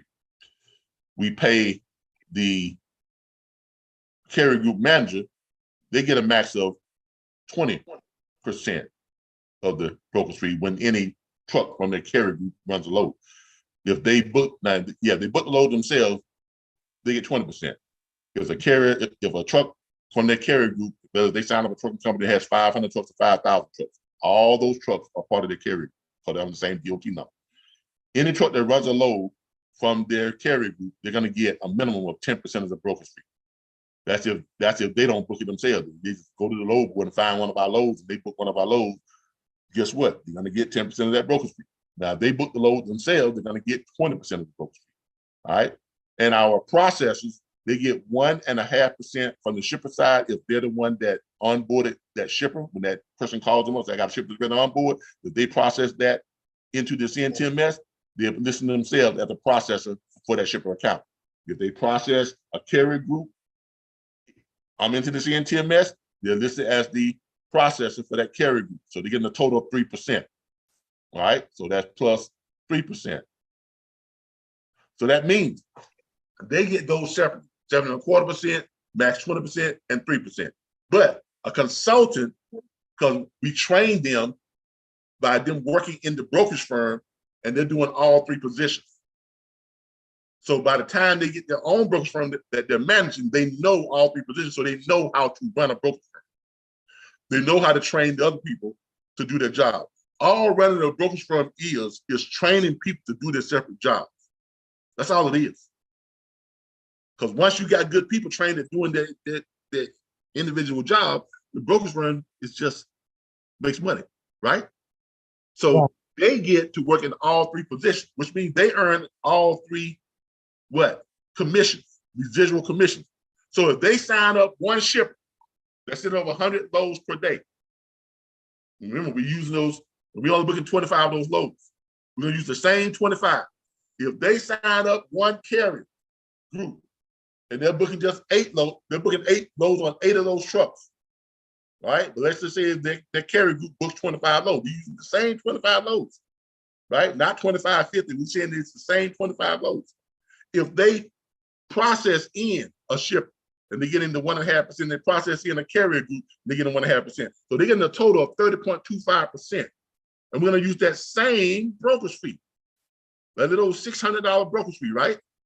That we talked about. So that's 600 minus 30.25%. So they're getting $181.50. Multiply that times the average of 25 loads being booked per day. Remember that same little 25 loads out of the 100 loads that we get from a shipper. And we're still talking about just one shipper. We're still talking about just one carrier. We're not talking about 5, 6, 7, 8, 9, 10 shippers. We're talking about just one. I want y'all to see something here. When we say that everybody within our organizations is on a legitimate path to 7 figures a year, our consultants are on a very quick path to 7 figures a year. So that right there is per load. Is what that would be their cut. So that's 181.50 is their cut. 181.50 times 25 loads a day. Times 5 days a week. Times 52 weeks in a year. By the time they get their own brokerage firm, they don't have to worry about where their money's going to come from.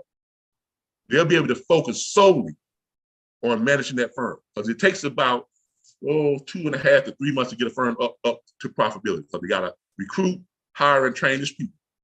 We try to get our people at least 4 weeks of training in before we launch the brokerage firm. We got to build the website and all that type of stuff. So by the time they take over a brokerage firm, now remember, we only sign 10-year contracts. These people are going to be committed to these brokerage firms for 10 years, running these brokerage firms for 10 years. So by the time they take over a brokerage firm, with them having worked in the brokerage firms that were already running and secured the residual income already, they ain't got to worry about where their money is coming from while they're getting their brokerage firm up to profitability.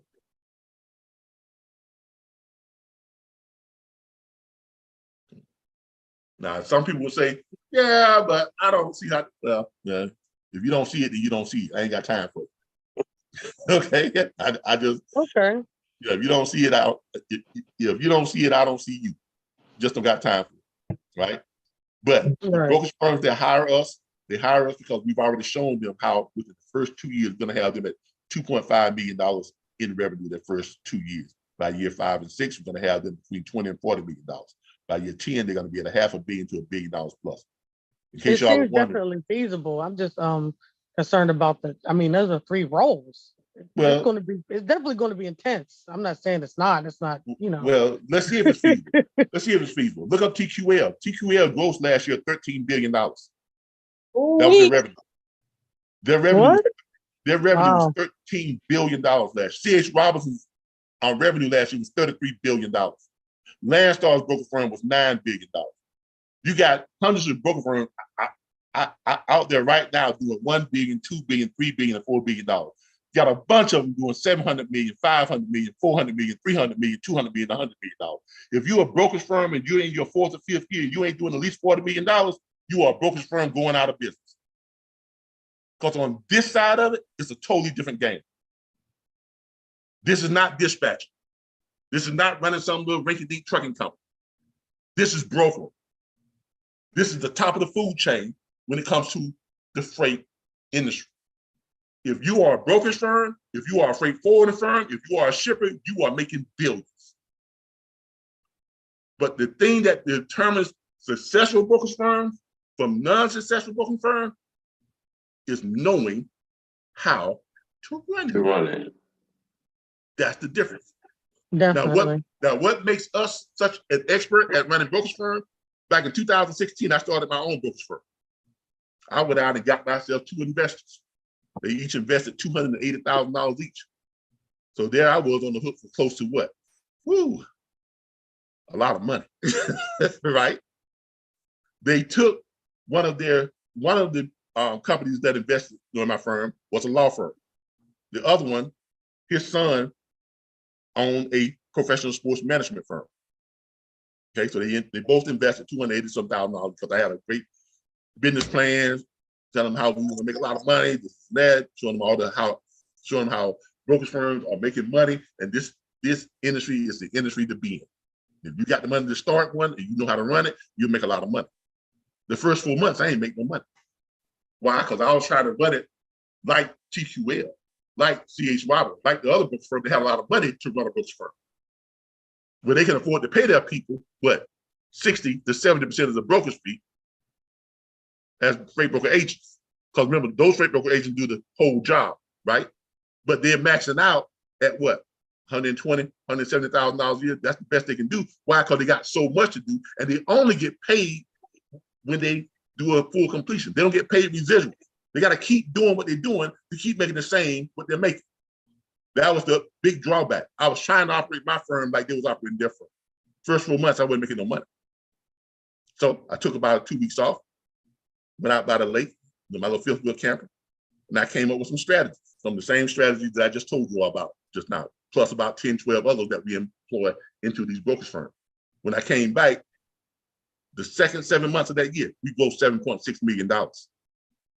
I was able to buy my firm back. I had to pay them $5.8 million to get control of my firm back. Because when people invest that kind of money in, they don't want just what they put in. They want that plus, plus, plus, plus, especially if I'm going to be cutting them out of future earnings. So they wanted a good portion of that $7.6 million. $5.8 million went to them. Another $450,000 went to taxes and fees and whatever else it was. I walked away with little less than $500,000. Ran my brokerage firm for another 2 years. Then took some of that money, invested it, and turned it into a dispatch firm. That's how I started my vocational school. Okay, so we use those same strategies to help these brokerage firms that are not making any money, and we're turning them around. Nice. That's all it takes is know-how, and you have to have a strategy that allows your people to get paid what they're worth. At the same time, go think about it. 7.25% plus 3% plus 20% is 30.25%, right? Of the brokerage fee. But TQL is paying their people what? 70% of the brokerage fee. Now, I told you that TQL, their revenue was $13 billion just last year, right? You want to know what their gross profit was? $2.6 billion. So where did all that money go? Where did close to $10 billion go? It went paying those freight broker agents. Because remember, they're paying them 60 to 70% of the brokerage fee. The way we're structured, our brokerage firms are only paying out 30.25% of the brokerage fee.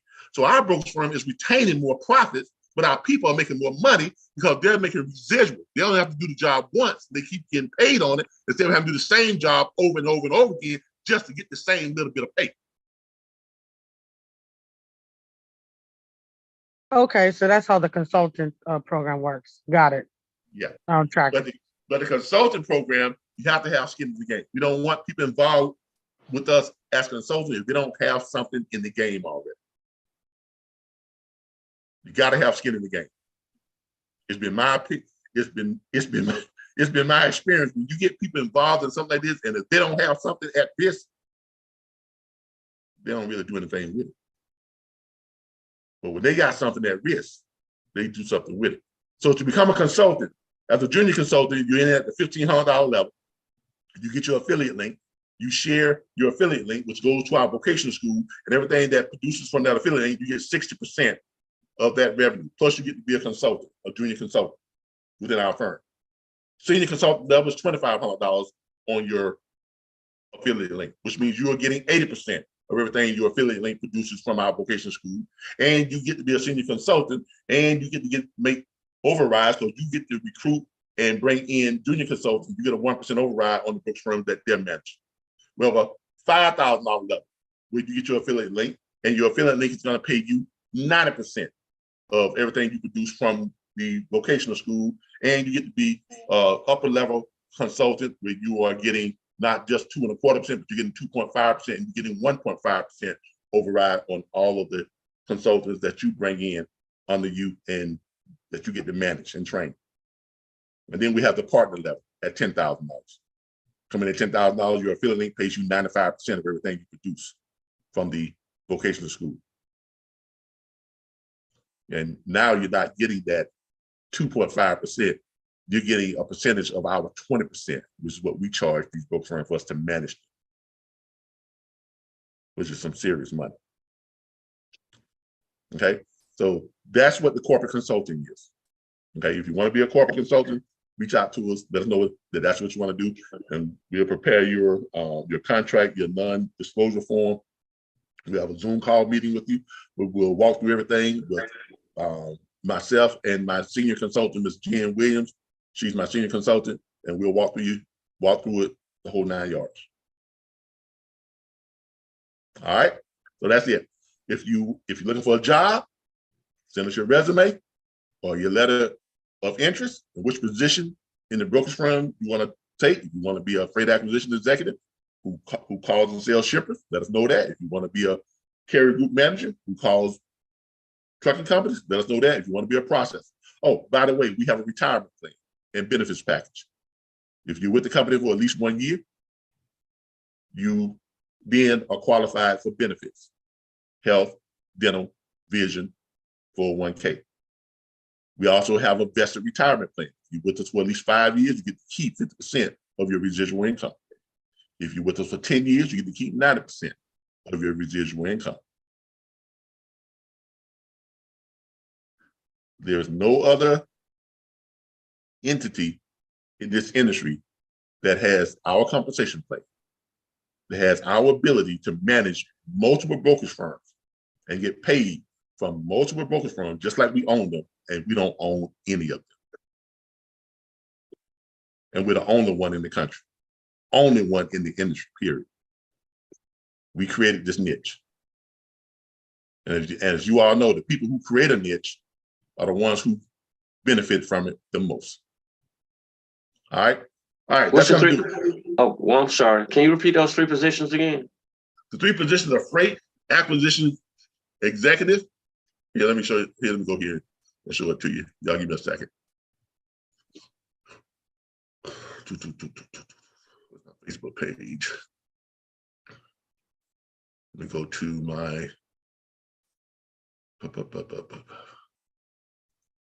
RBBS Consulting.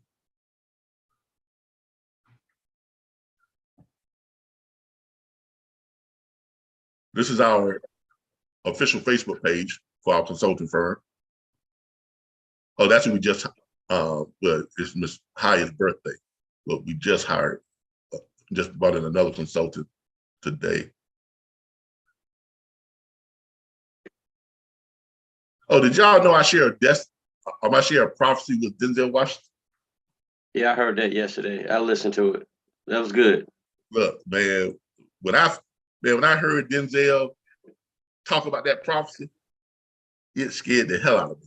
On your birthday, you said you're 10 years old or something, right? Yeah, I mean, it's just crazy. For those of you who don't know, now I'll play it for y'all if y'all want to hear it. But I want to hear it. Yeah, I'll play it for you. Let me show him these 3 positions. These are the 3 positions that we have. Basically, I'm trying to find the, so I have the positions printed up, but I'll play it for you all. The 3 positions that we have is freight acquisitions executive. This is the freight processing position, with brokerage operations processor. Job details. There's a contract position, $115,000 to $185,000 first year earning potential. Remote position. As a processor, you'll be responsible for receiving and processing onboarding information from both shippers and carriers, as well as the day-to-day support functions using a CNTMS, transportation management system. You all are trained, processors are trained by CNTMS. They have weekly training that they train on their own software. So we get you all into those weekly training sessions. We also provide you all with training videos, all from a CNTMS and InMotion Global. The other positions that we have is freight acquisitions executive. Let's find those. I don't know why I don't have them all in one place. I got them kind of spread it out over here.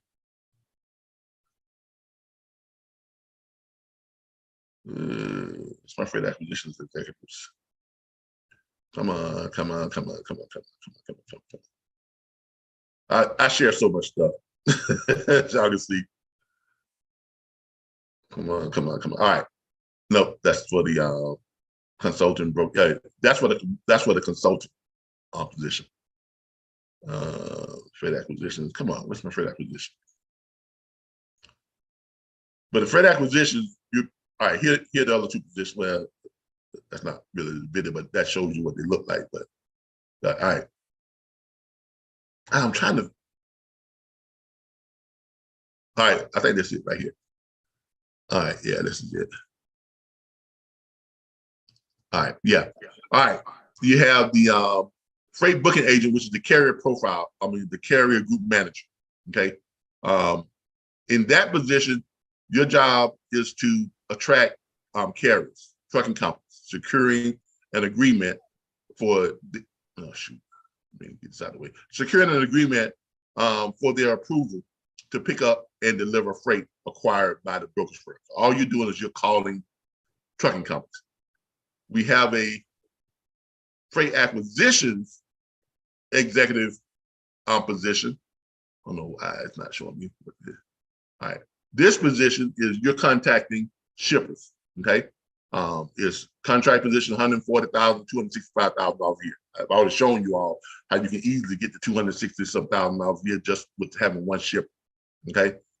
Description: professional corporate sales position with federally bonded freight brokerage firms whose goal is to serve as intermediary between the shipper and who needs to move the cargo and the carriers, trucking companies who have the means to do so.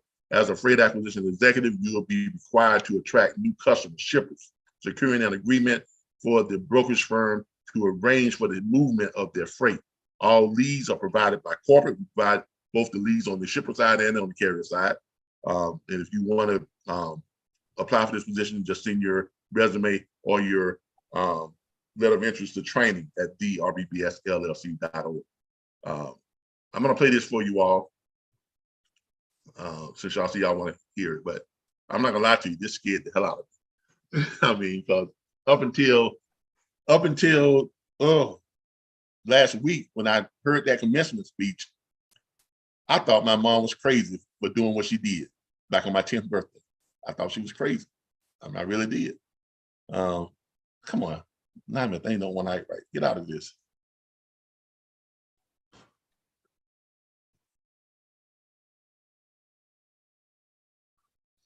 Okay. Trying to make sure it gets right here. Trying to get out of this.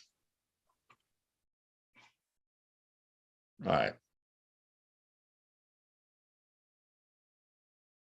I'm gonna play this for y'all. Let me activate my sound. Share sound. All right. I hope y'all can hear it. All right. Basically, I just after seeing that commencement address speech, it literally scared me to death. You'll see why. It really did. But it's good to know that I'm doing exactly what I was meant to do. And let me pull this up for you all. How do you know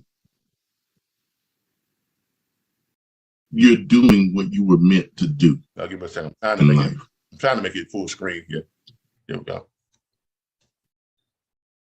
This is going to be seen kind of off for me, and it's going to seem I'm not going off on the deep end or anything, so don't think I'm crazy or anything. But I have recently been made aware, or it has been revealed to me in perfect clarity, that I'm doing exactly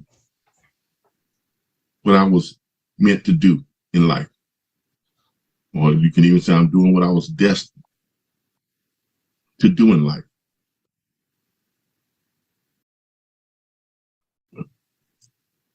I was born March 27th, 1965. And early on in life, when I was very young, I had a very bad stuttering problem. I used to stutter, oh my God, so bad. I couldn't put two words together without stuttering. It got so bad especially like when I was around 8, 9, 10 years old.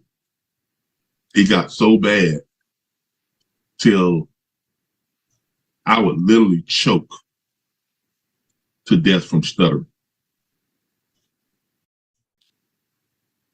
I remember having to be revived or resuscitated at least 3 times when I was younger, 8, 7, 8, 9, and 10 years old from stuttering. That's how bad it was. I just had a real bad stuttering problem. Okay. It was later attributed to, I have what's called autographic memory, not photographic, but autographic memory, which means everything that I hear, I retain it like as if I learned it. I don't actually learn stuff. It's more like I download stuff. So at a young age, all the stuff that I was hearing, my brain was not compartmentalizing it. I couldn't put stuff in long-term memory, short-term memory, stuff that really wasn't relevant, put it back off here. Everything stayed on the front part of my brain. So I had all these things that I had heard and things that would, I guess you can call it like downloading. And when I tried to verbalize myself or verbalize what I was feeling or what I had heard or what I had learned, it all got jumbled up, and that's what caused my stutter. But it got so bad at a point till when I was around 10 years old, I was stuttering so bad. And my poor mom, she didn't know what to do. She didn't know what to do. So on my 10th birthday, 10 years old, I was born March 27, 1965. So on March 27, 1975, my mom took me to a psychic. Believe it or not, if you call and ask her this, she'll tell you, yeah, I took him to a psychic. Sister Faith on Mahan Drive here in Tallahassee, Florida. A lot of you all probably remember her. If you live here in the Tallahassee, Gaston County area, you all remember Sister Faith on Mahan Drive out on 90, going towards Monticello and out going towards that area. Sister Faith, I would never forget it. It was on my 10th birthday. I'd never forget it. I remember thinking to myself, has my mom lost her mind? I mean, really? She's taking me to a psychic, a palm reader, And she took me to this lady, and it was like clear as yesterday. In fact, I was telling Jen Williams, who was my VP of operations for our freight broker management firm, I was telling her this story about 3 or 4 weeks ago. And I told her, I couldn't believe my mom took me to a psychic, because I always thought my mom was superstitious. Even up until just a few days ago, I thought my mom was crazy for doing that. Because when she took me to this lady, she read she put my palm out and she read my palm, and she held my palm in her hand. And we're there in this, this crazy setting with all of the tarot cards and stuff up on the walls. And, it was just crazy. It was crazy. And I'm sitting there thinking to myself, has my mom lost her mind? Taking me to a palm reader. And the lady took my hand and she was reading my palm.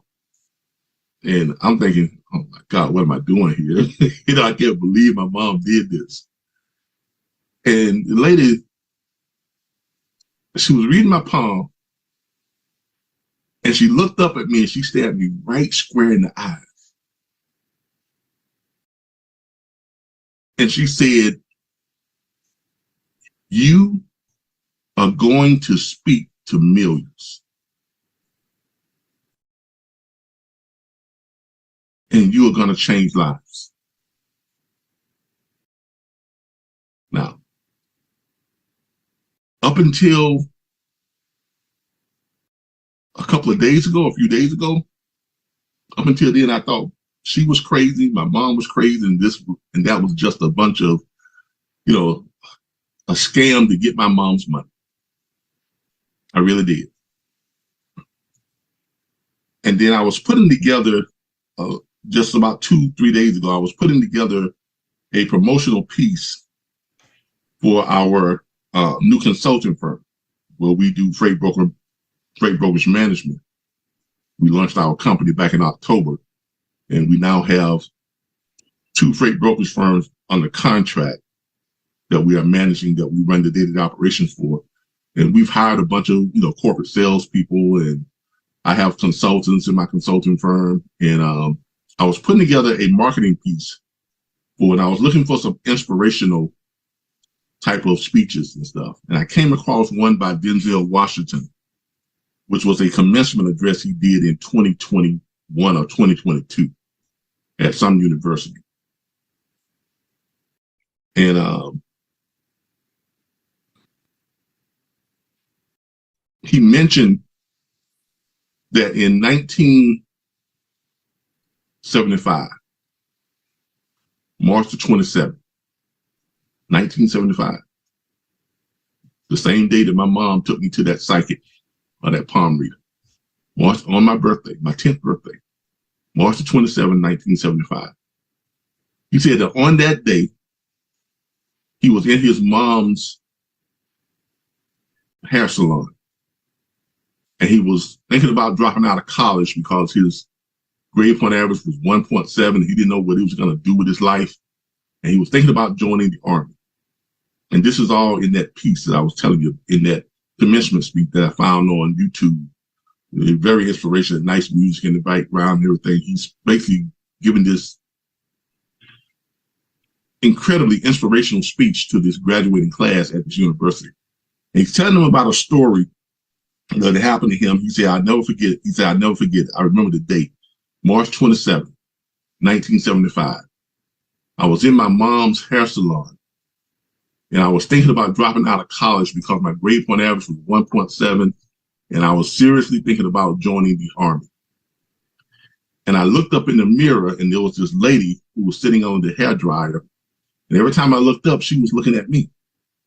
He said, I looked back down, and I looked back up, and she was staring at me. He said, I'll never forget it. It was March 27th, 1975. And the lady said, somebody get me a pen. Somebody get me a pencil. Somebody get me a pencil and paper, quick. And the lady, as she was writing, she said, boy, you are going to travel the world and speak to millions and change the lives of millions. When I heard that, it gave me chills. I mean, it literally shook me to my bones. Might have been the same lady. And I couldn't believe what he had just said. I had to go back and play it over and over again. And I don't know if you all have ever had a situation or something that happened where you just started having a conversation with God. I'm not talking about praying. I'm talking about just an all outright conversation with God. I heard that, and I just found myself saying, Lord, is this real?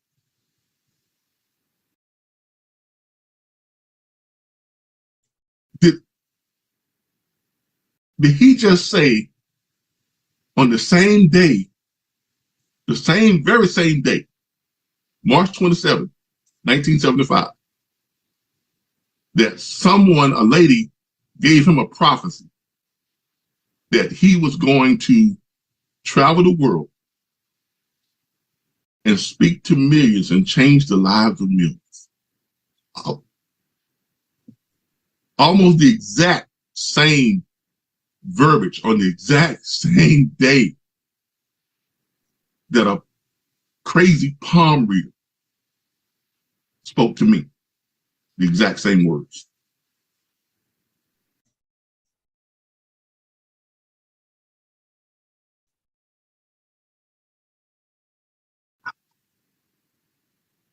I don't even know what to say to that.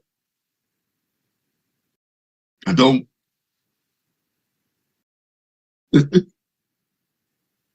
I don't know what to say to it. Here was a woman who was talking to a young man, a boy of 10 years old, on my birthday, and I can't put two words together without choking. And she tells me, I'm going to speak to millions and change lives.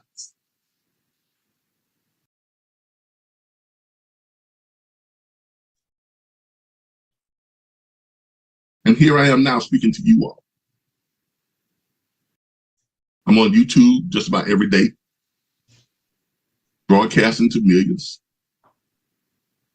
putting up videos, putting up inspirational speeches, helping people to start businesses and mentoring people in the trucking and freight industry. And millions of people have the capability of watching what I'm saying. And I'm speaking with perfect clarity.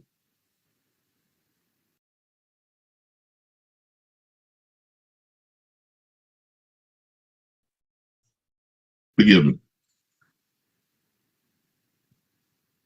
I don't know what to do with that. I don't. I honestly don't know what to do with that. But I do know, for the first time, I know with perfect clarity and with everything in me that my mom wasn't crazy. And maybe that palm reader wasn't crazy either. Because I'm doing exactly what she said I would do.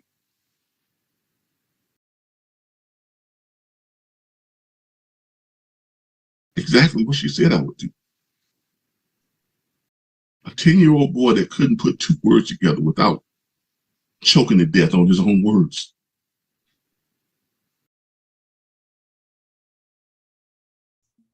And I know that what I'm doing right now is what I'm supposed to be doing. It's what I was meant to do. It's what I was destined to do. And I know that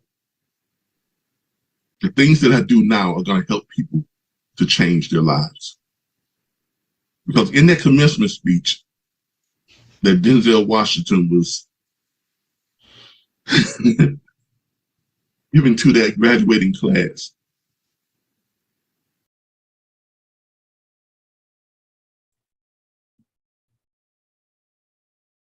he made the statement that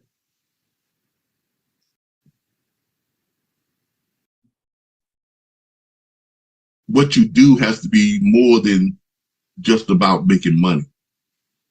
It has to be about changing lives. Don't aspire to just make money. Aspire to make a difference.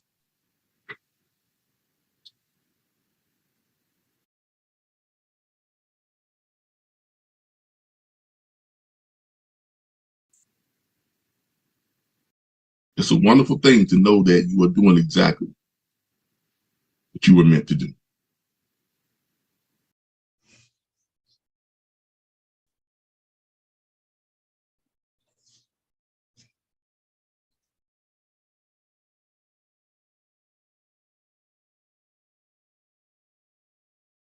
Speechless. Dreams without goals are just dreams, and they ultimately fuel disappointment. So have dreams, but have goals, life goals, yearly goals, and understand that to achieve these goals, you must apply discipline and consistency. In order to achieve your goals, you must apply discipline, which you have already done, and consistency every day, not just on Tuesday and miss a few days. You have to work at it. Every day you have to plan. Every day. You've heard the saying, we don't plan to fail, we fail to plan. Hard work works. Working really hard is what successful people do. Put God first. Put God first in everything you do. Everything that you think you see in me, everything that I've accomplished, everything that you think I have, and I have a few things, everything that I have is by the grace of God. Understand that. It's a gift. I found that nothing in life is worthwhile unless you take risks. Nothing. There is no passion to be found playing small and settling for a life that's less than the one you're capable of living. I'm sure people have told you to make sure you have something to fall back on. Make sure you got something to fall back on, honey. But I never understood that concept, having something to fall back on. If I'm going to fall, I don't want to fall back on anything except my faith. I want to fall forward. I figure at least this way I'll see what I'm going to hit. Every failed experiment is one step closer to success. You've got to take risks, and I'm sure you've probably heard that before, but I want to talk to you about why that's so important. You will fail at some point in your life. Accept it. You will lose. You will embarrass yourself. You will suck at something. There's no doubt about it. Fail big. You only live once, so do what you feel passionate about. Take chances. Don't be afraid to fail. There's an old IQ test, was 9 dots, and you had to draw 5 lines with a pencil within these 9 dots without lifting the pencil. The only way to do it was to go outside the box. So don't be afraid to go outside the box. Don't be afraid to think outside the box. Don't be afraid to fail big, to dream big.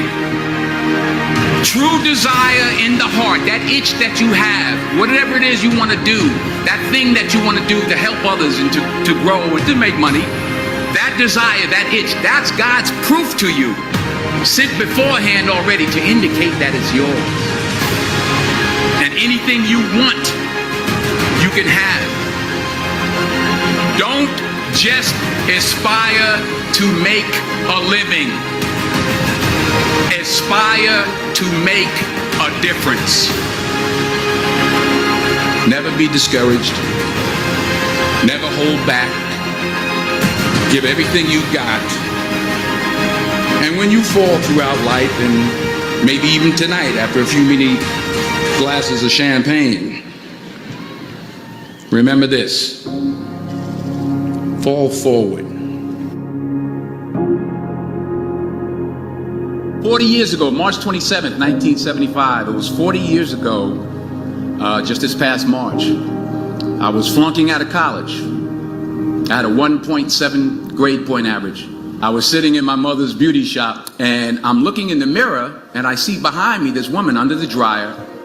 And every time she looked up, every time I looked up, she was looking at me, just looking me in the eye. And I didn't know who she was, and I said, she said, somebody give me a pen, give me a pencil, I have a prophecy.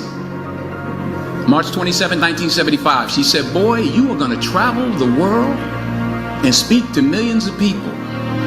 Now mind you, I flunked out of college. I'm thinking about joining the army. I didn't know what I was gonna do, and she's telling me I'm gonna travel the world and speak to millions of people. Well, I have traveled the world, and I have spoke to millions of people. But that's not the most important thing, the success that I had. The most important thing is that what she taught me and what she told me that day has stayed with me since. I've been protected, I've been directed, I've been corrected. I've kept God in my life, and it's kept me humble. I didn't always stick with him, but he always stuck with me. So stick with him in everything you do. If you think you want to do what you think I've done, then do what I've done. Remember, just because you're doing a lot more doesn't mean you're getting a lot more done. Remember that. Just because you're doing a lot more doesn't mean you're getting a lot more done. Don't confuse movement with progress. My mother told me, she said, yeah, because you can run in place all the time and never get anywhere. So continue to strive, continue to have goals, continue to progress. The point is, every graduate here today has the training and the talent to succeed. But do you have the guts to fail? If you don't fail, you're not even trying. If you don't fail, you're not even trying. To get something you never had, you have to do something you never did. Les Brown's a motivational speaker. He made an analogy about this. He says, imagine you're on your deathbed, and standing around your deathbed are the ghosts representing your unfulfilled potential. The ghost of the ideas you never acted on. The ghost of the talents you didn't use. And they're standing around your bed, angry, disappointed, and upset. They say, we came to you because you could have brought us to life, they say. And now we have to go to the grave together. So I ask you today, how many ghosts are going to be around your bed when your time comes?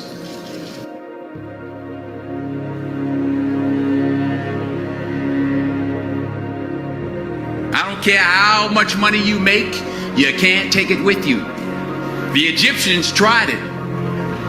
They got robbed. That's all they got. You can't take it with you. And it's not how much you have. It's what you do with what you have. We all have different talents. Some of you will be doctors, some lawyers, some scientists, some educators, some nurses. The most selfish thing you can do in this world is help someone else. Why is it selfish? Because the gratification, the goodness that comes to you, the good feeling that I get from helping others, nothing's better than that.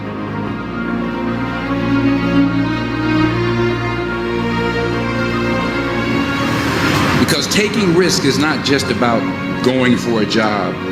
It's also about knowing what you know and what you don't know. It's about being open to people and to ideas. In the course of the film, the character I play begins to take small steps, small risks. He very, very, very slowly begins to overcome his fears. And I feel ultimately his heart becomes flooded with love. And I can't think of a better message as we send you off today. To not only take risks, but to be open to life, to accept new views, and to be open to new opinions. Because the chances you take, the people you meet, the people you love, the faith that you have, that's what's going to define you.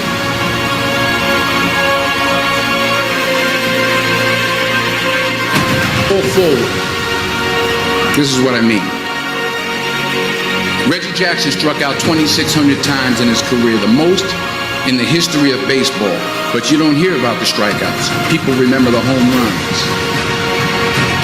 Fall forward. Thomas Edison conducted 1,000 failed experiments. Did you know that? I didn't know that. Because the 1,001st was the light bulb. Fall forward. Never be discouraged. Never hold back. Give everything you got. And when you fall throughout life, and maybe even tonight after a few many glasses of champagne, remember this: fall forward.